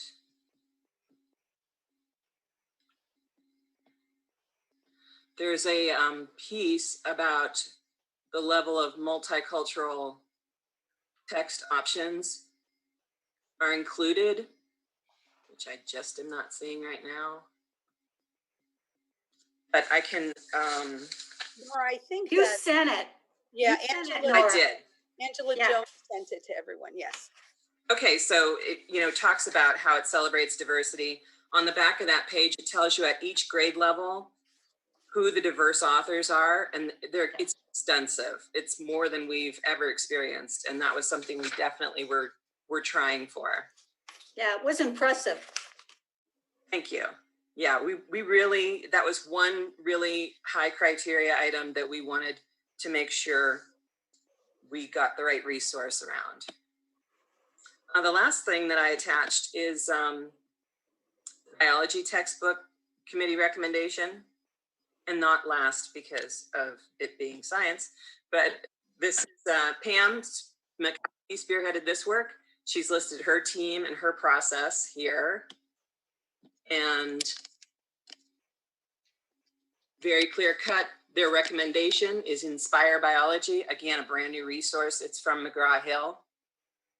Their teachers had a little bit of a tougher time with their selection because high school science is not in ed reports yet. They only have middle school. So they had to create their own rubric and criteria, and that was a little bit of extra work on their part, but they did a really, really fine job selecting that resource. Any questions? Well, Mr. President, Steve?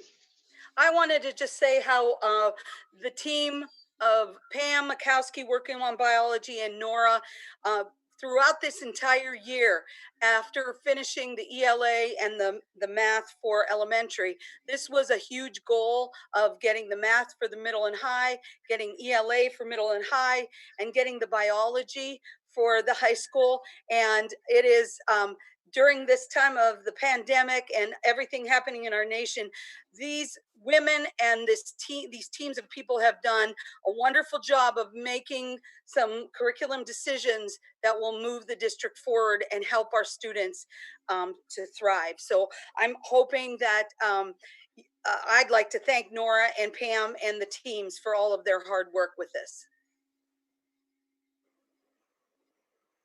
Mr. President, I just like to just state out that I'm glad that we have enough money now. We can actually have a new curriculum. So we can talk about taxes here or there, but I'm just glad that now, in the last several years, we've been fiscally sound enough to put us in a position now to take care of the heating and air conditioning, but more importantly, to take care of the children the best way we can is through curriculum. So I'm just glad for that. Anyone else? Mr. President, Ben? I have a question. After we purchase these items, I just want to make sure that we utilize them, because so many times we purchase new curriculum and we don't utilize them to the fullest. You go in some schools, they're lying in somebody's basement, never open. I'm happy that we are going to get new curriculum, but will we be able to have enough for all students to have a book and to learn?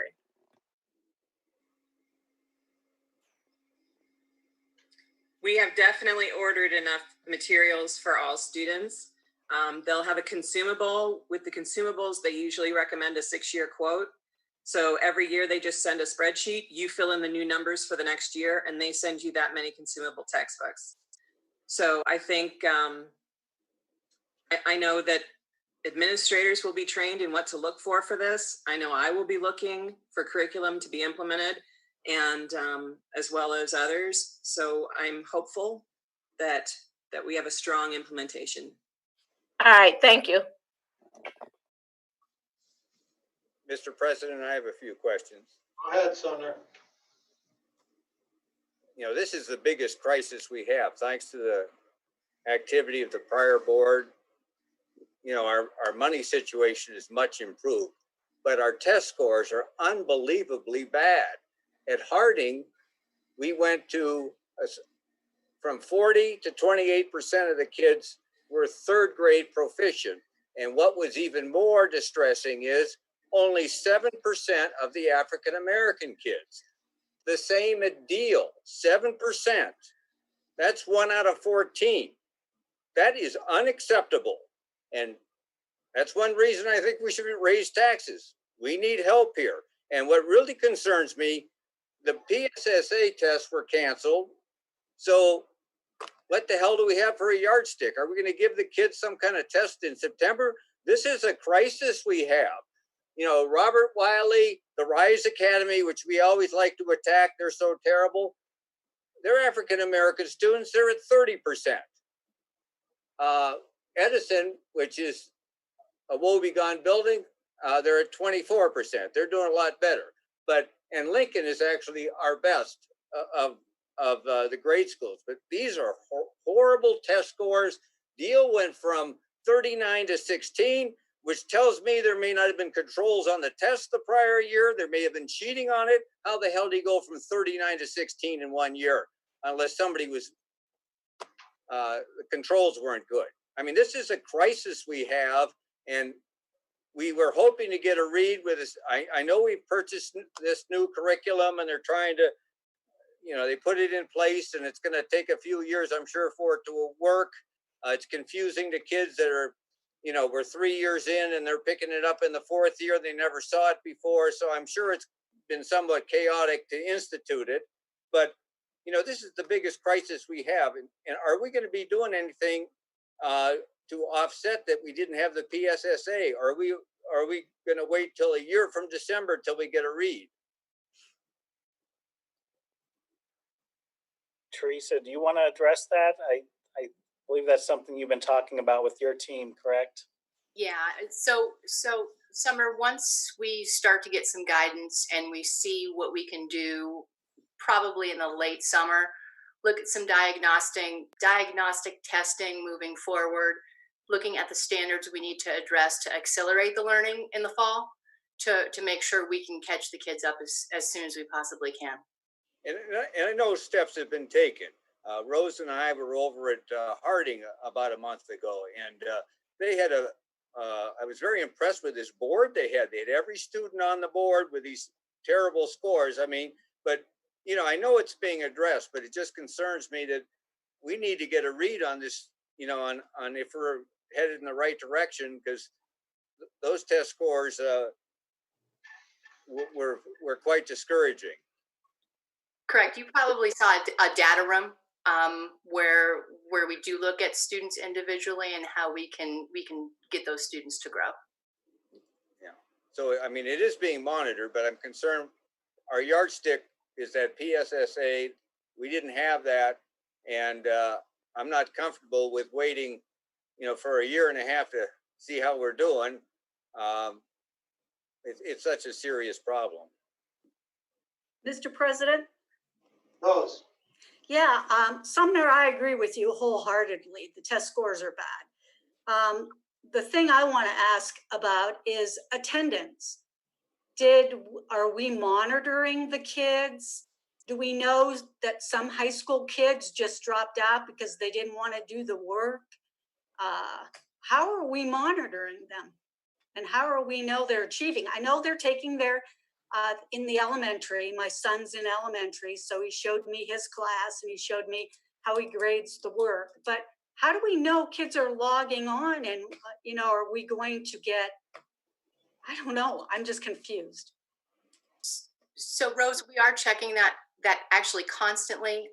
We do have a shared Google sheet for all of the administrators, and we are tracking which students are not connecting at all, which students are connecting but not completing work maybe up to par, and trying to reach out as best we can with our support systems. Moving forward, we do have Ken, as soon as we start to get some of this feedback from stakeholders, Ken will be leading up the charge with the Blue Coats for student and family engagement. So we can have those safety nets in place as we continue to move forward. But we are monitoring that right now and reaching out with the support staff as much as we possibly can to keep the kids engaged. Okay, the other question I have, Teresa, have we considered summer school of any kind to catch kids up? We have, Rose. We're starting the summer with middle school and high school summer school. It will still be virtual for credit recovery. Looking at the fall possibly for some elementary opportunities. We do have Carpe Diem. Mercyhurst will be supporting 4 of our schools in Carpe Diem from July 27th until, I'm not sure the end dates. I think it's mid-August. So they will be supporting 4 days a week, 3 hours a day in K through 2. So we are exploring opportunities, even with some of our vendors in the elementary school, just trying to wait for some of that guidance as to whether we can do that face-to-face or just virtually. Okay, but does some of that money in that COVID thing that we get from the state, the 6.8 million, is that allocated for summer school, some activities of summer school? I thought I read it was something. That's one of the expenses we can use it for. We haven't decided if we needed to access those resources for this, or if we can use our existing budget, because we did have built into the budget funds for summer school at least the middle school and the high school level. Okay. Mr. President. Angela? I just want to make a little comment. As far as the test scores, there are some schools that have terrible test scores, but I know as in listening over time to Brian and the team, that just as some other charter schools or whoever else has bad or has low test scores. Some of it is, the resources that we have available to our students, but some of it's also, you know, how they're being engaged and what's going on, and just some structural issues that need to be adjusted from leadership and things like that as well. Because some of the students at Lincoln are from the same neighborhoods as students in other schools, but she might, or their team might just be, doing things a little bit differently. So that's one perspective that I can see that comes out of seeing that test scores are different at different schools. Is also looking at the leadership and how they're handling their instruction with the students at their different schools. And I know that the team has been looking at that as well in their research and ongoing studies of how our things are going. As far as the virtual thing, I can attest to as a parent that they do have been doing a very good job of tracking. My daughter's teachers noticed that I wasn't logging on as much as I should for her Google Classroom because they won't sit in front of the computer. So we do still do things, but we weren't logging on like we should for one of them. And they will contact you, they text you, email you, everything, but knock on your door. But they did send home the packets, and we got those, and those do work better for my students, Michaela and Micaiah. The packets work better than them sitting in front of the computer. So they reached out and they found out that information from me as to why aren't you logging on as much as you should. And I had to let them know because they wouldn't sit in front of the computer, and they deliver packets to our house for both of them.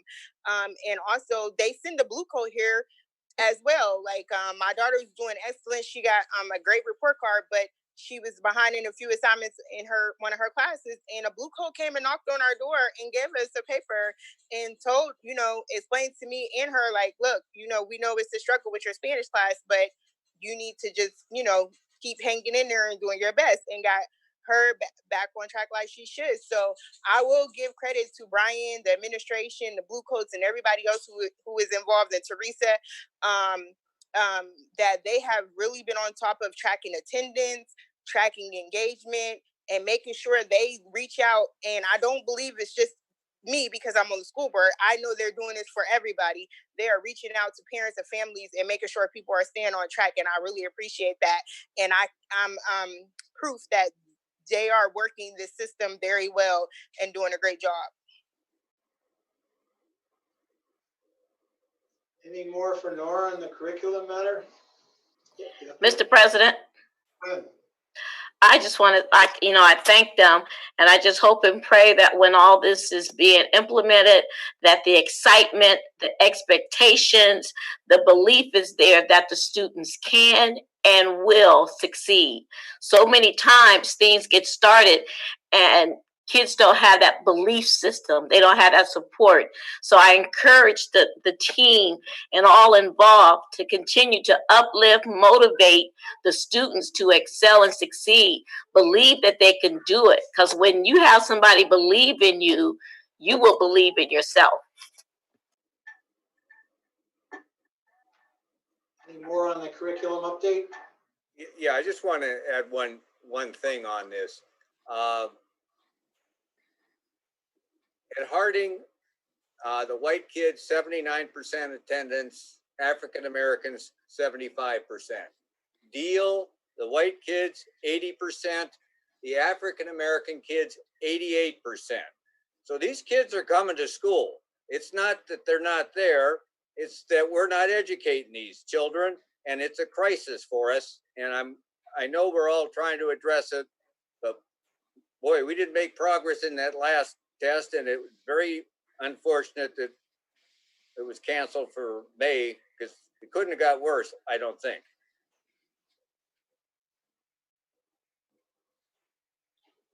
Any more on the curriculum update? No, that's all, Mr. Harkins. Thank you. Thank you, Great Nora. job, Nora. You guys did a Thanks. really great job on this. Thank you. Yeah. I just wanted to reiterate what Miss Feeney said. This is Tyler. I'm super excited to hear and see these updates. I'm very eager for our students to get these new material. We've all pointed out how long overdue this is, and because of the funding resources not being able to do that, it's very reassuring to see how much time and effort has been put in by your team to make sure that we're getting top-notch stuff for these youth, and that they are going to see themselves represented within the curriculum. So thank you for spending that time, and please relay that message to your team as well, Nora. I will. Thank you.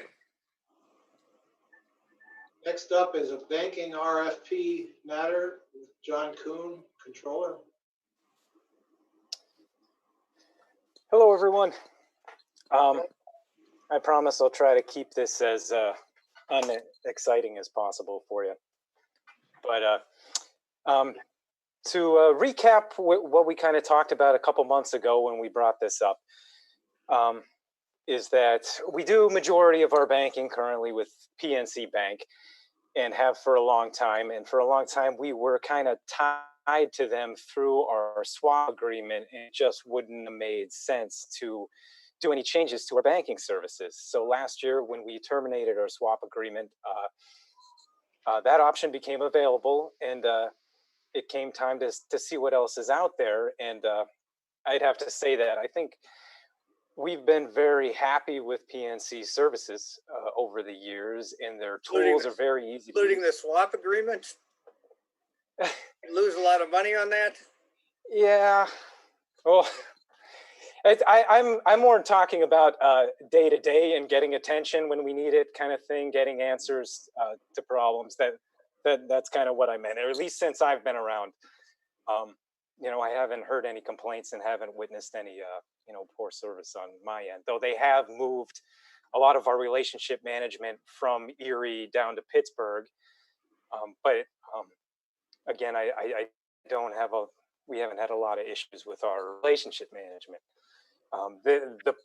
If there is a problem, the problem is currently through them, we don't earn any interest on our funds that we have in accounts on a daily basis. Our funds basically are there and negate any fees, so we don't pay many fees at all to PNC, but we also don't earn any interest, which would be one of the main motivations of why we went out and asked for proposals. So we did that, and we received 5 proposals back. One from PNC, from Erie Bank, from Northwest, from First National Bank, and from Key Bank. And out of those, like I said, we already do business with PNC, and we also have some business with Northwest and Key Bank as well. So we received those 5, and everybody's been reviewing them besides myself. Brian, Randy, and Neil have all been looking at them as well. And on the finance department, Jessica, that's 2 different Jessicas, have been involved, as well as Sue from payroll. We've all been taking a look at them and making sure that we can select one that's going to work for us. So since we got them, we've talked to the banks, and we've got some online demonstrations from the banks that we're not really familiar with, and they showed us what their online tools look like, and how we could use them on a daily basis, and if that's going to work for us and everything that we do. And also talked to several of the business managers from the other districts surrounding us and the banks that they use and their likes and dislikes about them. So I'll share my screen here, as I'm sure everybody's interested in the financial results. All right, can everybody see? This is just, pardon? Okay, so this is just a quick summary of basically what the financial aspect of this would look like, as far as possibly earning some more money on our funds on a day-to-day basis. So you can see we have our 5 banks that proposed all up top here. And when we requested the proposals, we also sent out a few months worth of bank statements and analysis statements so that they could see, okay, here are your balances. throughout the month. Here are the transactions you run. Now, what would things look like under the system that we're proposing for you? So a lot of these numbers are taken directly out of their proposals from numbers that we gave them. And I'll also say that all of these numbers only pertain to our general fund account, which is our biggest and most active. They did propose on all of the accounts, but to keep things simplistic to show you guys here, I just use the general fund, which is going to generate the most revenue by far. So you can see the minimum balances up at the top there in line 4, and how they compare. And I know the main one everybody's going to wonder is, how much would we earn under each bank's structure? So you can see there on line 8 would be the monthly interest that we would earn in that given month that they were looking at to make their proposals. You can see it going across the board there. Now, there would be fees for some. Others, we wouldn't pay a fee because we'd have the minimum balance, we'd meet their earnings credit. And then you would come down here to line 14 to say, hey, our net monthly interest after any kind of fee, here's what it would be. And you can see the big difference. First National Bank is obviously the highest. 3 banks is very good. And the others are all, PNC's doesn't look real great. And the others are kind of even. Now, if you annualize that on line 16 and say, hey, for First National, if we make $15,000 a month in a year, that means $185,000, which would be excellent. But I would just caution when looking at these, the month that they were using to get these numbers was a fairly high month as far as our cash balances are. It was just that time of year. And we know that, rates are going down currently based on everything that's been happening. So, rates are going to tend to go down from here on out until we start to see some recovery. And as we've talked in the budget process, we don't anticipate the same strong cash flow for next fiscal year that we had this year. Up until the month of March, we did great with our tax collections. We had a lot of cash flow. So I wouldn't suggest plugging these exact numbers into next year's budget and say, hey, we're going to earn this amount of interest, but the availability is there, something that we don't have now. So after going through all this, the suggestion from us would be that we should switch our banking services from PNC to First National Bank. And that is not just on the strength of these interest numbers. I mean, that's an excellent start. But, our team also felt that we could use their systems worked for us. They looked like they could handle our day-to-day functions, no problem. That wasn't going to be an issue. And also from talking to the people at First National, along with the people, the other business managers around us that use First National at the other districts, it does seem like they have a very good idea of what a school district's needs are on a day-to-day basis. And some of the, the smaller items where we might be dealing with very small amounts of actual physical cash and other things, that they're kind of keen to that. They understand what we're doing. So we think that would be the recommendation we would like to make to the board.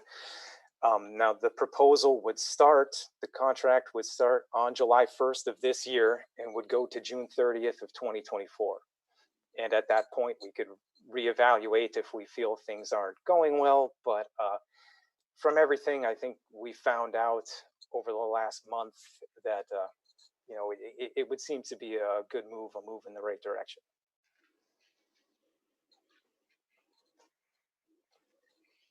So that is all I have. If there's any questions, I'd be happy to answer. Questions, comments from the board?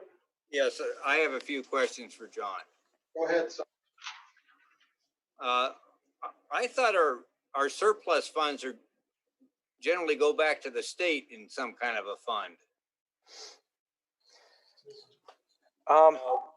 We keep our surplus funds. That's what builds our fund balance.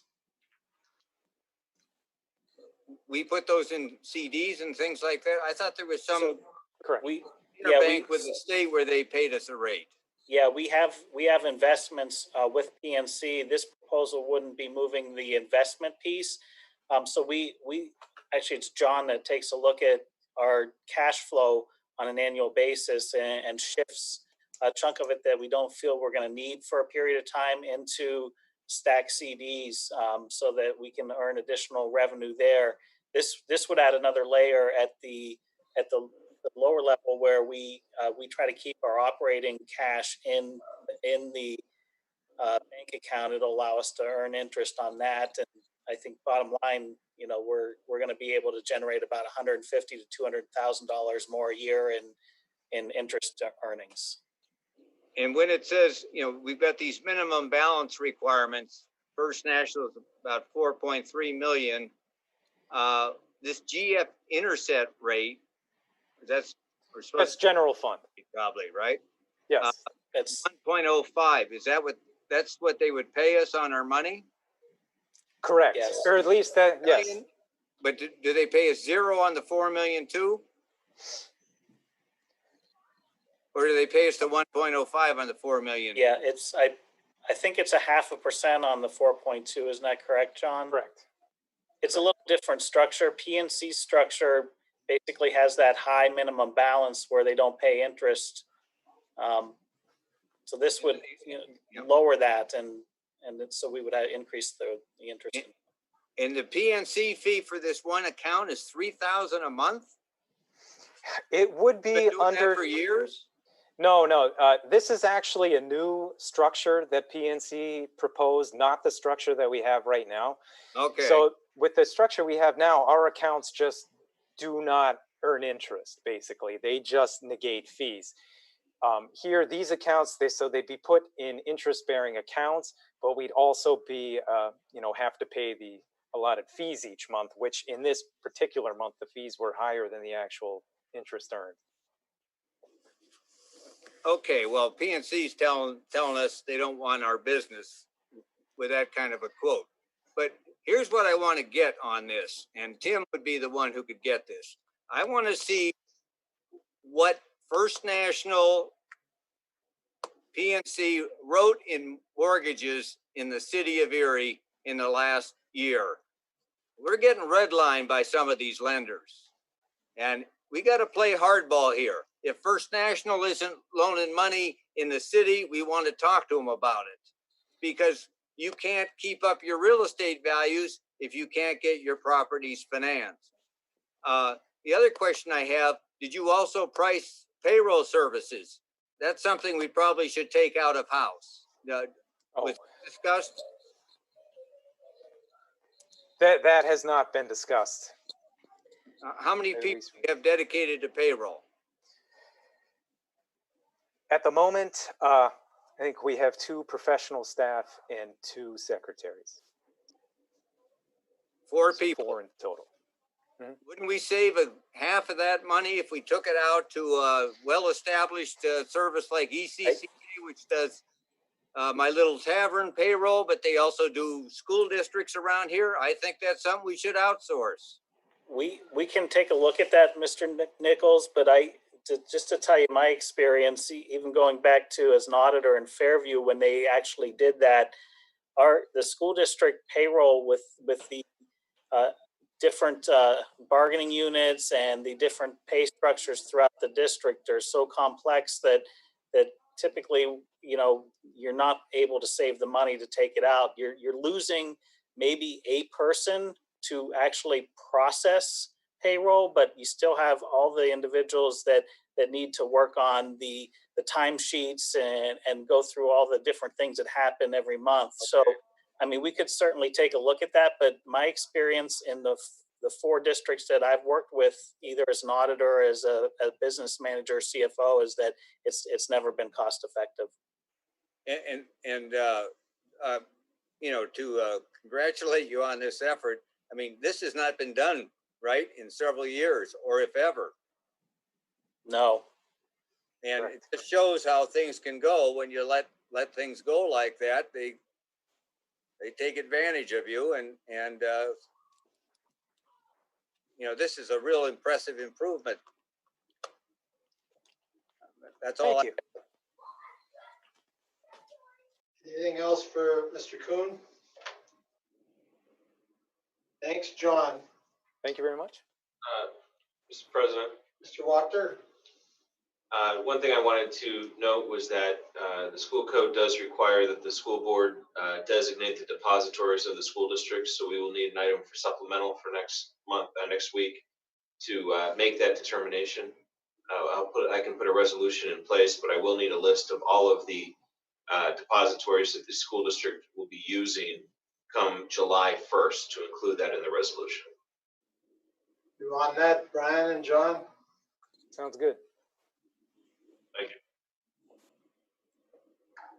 you. New business for next Wednesday's meeting. Is there any comments, questions, concerns? I've got one. Ed Sumner. I think we all remember a few months ago when the manager of Sunrise, the assisted living down on the bay, came in and pleaded with us to reduce his assessment. Now, we had been in court with them, and they took a hard line, and we took a hard line, and they lost. And so they learned something there. They pay us $226,000 a year in school tax. We have a much bigger facility, St. Mary's Home. It's assessed at $13 million. It's assessed for less. Sumner, I just caution you to be careful if we're going to talk about potential legal initiatives by us. Just be a little sensitive to that, please. Well, I think we need to file an assessment appeal as to St. Mary's. The agreement expired a few months ago. These companies make money, and they should pay taxes. They're paying $110,000 in taxes. If they were assessed as Sunrise was, Sunrise has 138 beds. St. Mary's has 510, of which 139 are nursing home. It would add $400,000 or $500,000 to our budget. That's 1% of real estate taxes. This isn't something we can shy away from. The village at Luther Square just recently sold to Lecom. There's not even anything on the record yet. You know, these people are too smart for us. That one, though, is assessed at $196 a square foot. St. Mary's is at 51. Sunrise is at 256. I think we need to appeal that assessment. That's $500,000. That's like a 1% increase on the real estate taxes. And I want to propose that as a motion. Sumner, if you're saying you want us to consider what you're saying as part of our evaluation of our stance on these things, you can do that. Well, here's the concern. You can only file assessment appeals up to August 1st. Can you huddle up with the solicitor before Friday and put together a description of what you're trying to do so that Sure, I could send him the spreadsheet I have. Yeah, Mr. Nichols, if I could suggest, if you could send that spreadsheet to me, give us an opportunity to review it, and I can turn it over to Mike Masson of my office, who handles the assessment appeals. I know he looks at these items at a regular basis. We can do an analysis of that and get some information back to you as quickly as possible. We do recognize the August 1st date, so if we're going to look at something on a systematic basis like that, we need to get started. So Sunrise came in, we took a hard line with them, and we didn't reduce it, and they lost, and then they came in and they kind of led their case, but they're at $256 a square foot. St. Mary's is at 51. They've got to compete with them here in town. It's not fair that we're not assessing these properties properly. I don't know why it's so low. Spring Hill, which isn't in the city, is even worse. It's at $27 per square foot. These are the money makers in this city anymore. It isn't on West 12th Street. It's in senior living. And we need to be taxing it. Thank you. If you want this to be reviewed as soon as possible to be ready for an August deadline, can you get that spreadsheet you mentioned to Attorney Walker? And it seems to me we wouldn't need a resolution for next week's meeting to have him relay it to Attorney Musone to take a hard look at it and then perhaps be prepared to take some action or bring it to us if we need to act as a resolution in July or in advance of August. In other words, it may not require a resolution if you simply... Okay, sure. I'll get that over to Tim. I just put it together this afternoon. And all right. We'll be happy to take a look at it. All right. He'll await that and take a hard look at it, Sumner. Anything else that's on the agenda next Wednesday? When? Mr. President, yes, I do know next meeting, our regular board meeting, we will be proposing our resolution for Mr. Tucker. Yes. Okay. At your initiative and with the professional caring work of Ms. Attorney Gornall, very appropriate and nice resolution has been written, as you know. We can read it and discuss it at the meeting if you wish. Anything else on that agenda? Under any, I assume we're going to need an executive session. I have one brief matter to bring up myself, but under any other matter, before we would go to executive session, I would just want to make two quick comments. I got an email last week from Heather at PSBA inviting me to participate in an online conference about equity issues, and I thought it was an invitation for me to participate, and I attempted to relay that to Lori Pickens, and then I heard from Ken Nixon, who was already involved, and then I heard from Tyler, who was already involved and wanted to be continued. So Angela Jones checked with Heather of PSBA, and she said that we're okay to have all three of those people participate at the end of June, and I believe they are aware of it. But if anyone's not, I'm just making sure that the three of you heard. I don't know if Ken's tuned into us now, but Ken, Lori, and Tyler are authorized to participate and represent the district with PSBA on that equity conference. The other thing is, I became aware that at the initiative of, I think, Mrs. McNair, there was an effort being undertaken back a couple months ago having to do with taking a look at school policing and our policies and approach to it. And as it was getting underway, it was interrupted by the COVID crisis. And so Superintendent made me aware that they'd like to resume that. And he has sent me an email and I've read it and I'm all fully supportive. I just wanted to mention to you, Brian, I read your email and please proceed at your whatever speed you wish, especially in light of what's going on nationally very recently. I think it's very timely and important to do. Is there any other matter which any other director wishes to bring up at this time before we go to executive session?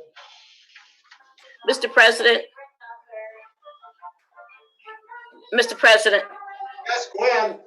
I would like to invite any of the board members and anyone in the community. We're doing a COVID-19 testing at the King Center tomorrow from 9 to 12 and 1 to 4. To be tested, Gwen? Yes, if anyone's interested in the COVID-19 testing, it's available to the community 9 to 12 and 1 to 4 at the Martin Luther King Center on Thursday. That to us or anybody listening in the audience? that to only us or whoever's listening to this on YouTube? It's open to the community. Okay, thank you, Gwen. Thank you. Okay, if there is nothing else for us to discuss on all these matters that we have been, I'll ask one more time. And if not, we'll have an executive session, at least a brief one. So if we're at that point, I'd ask everyone who would not normally participate in our executive sessions to say goodnight. And thank you.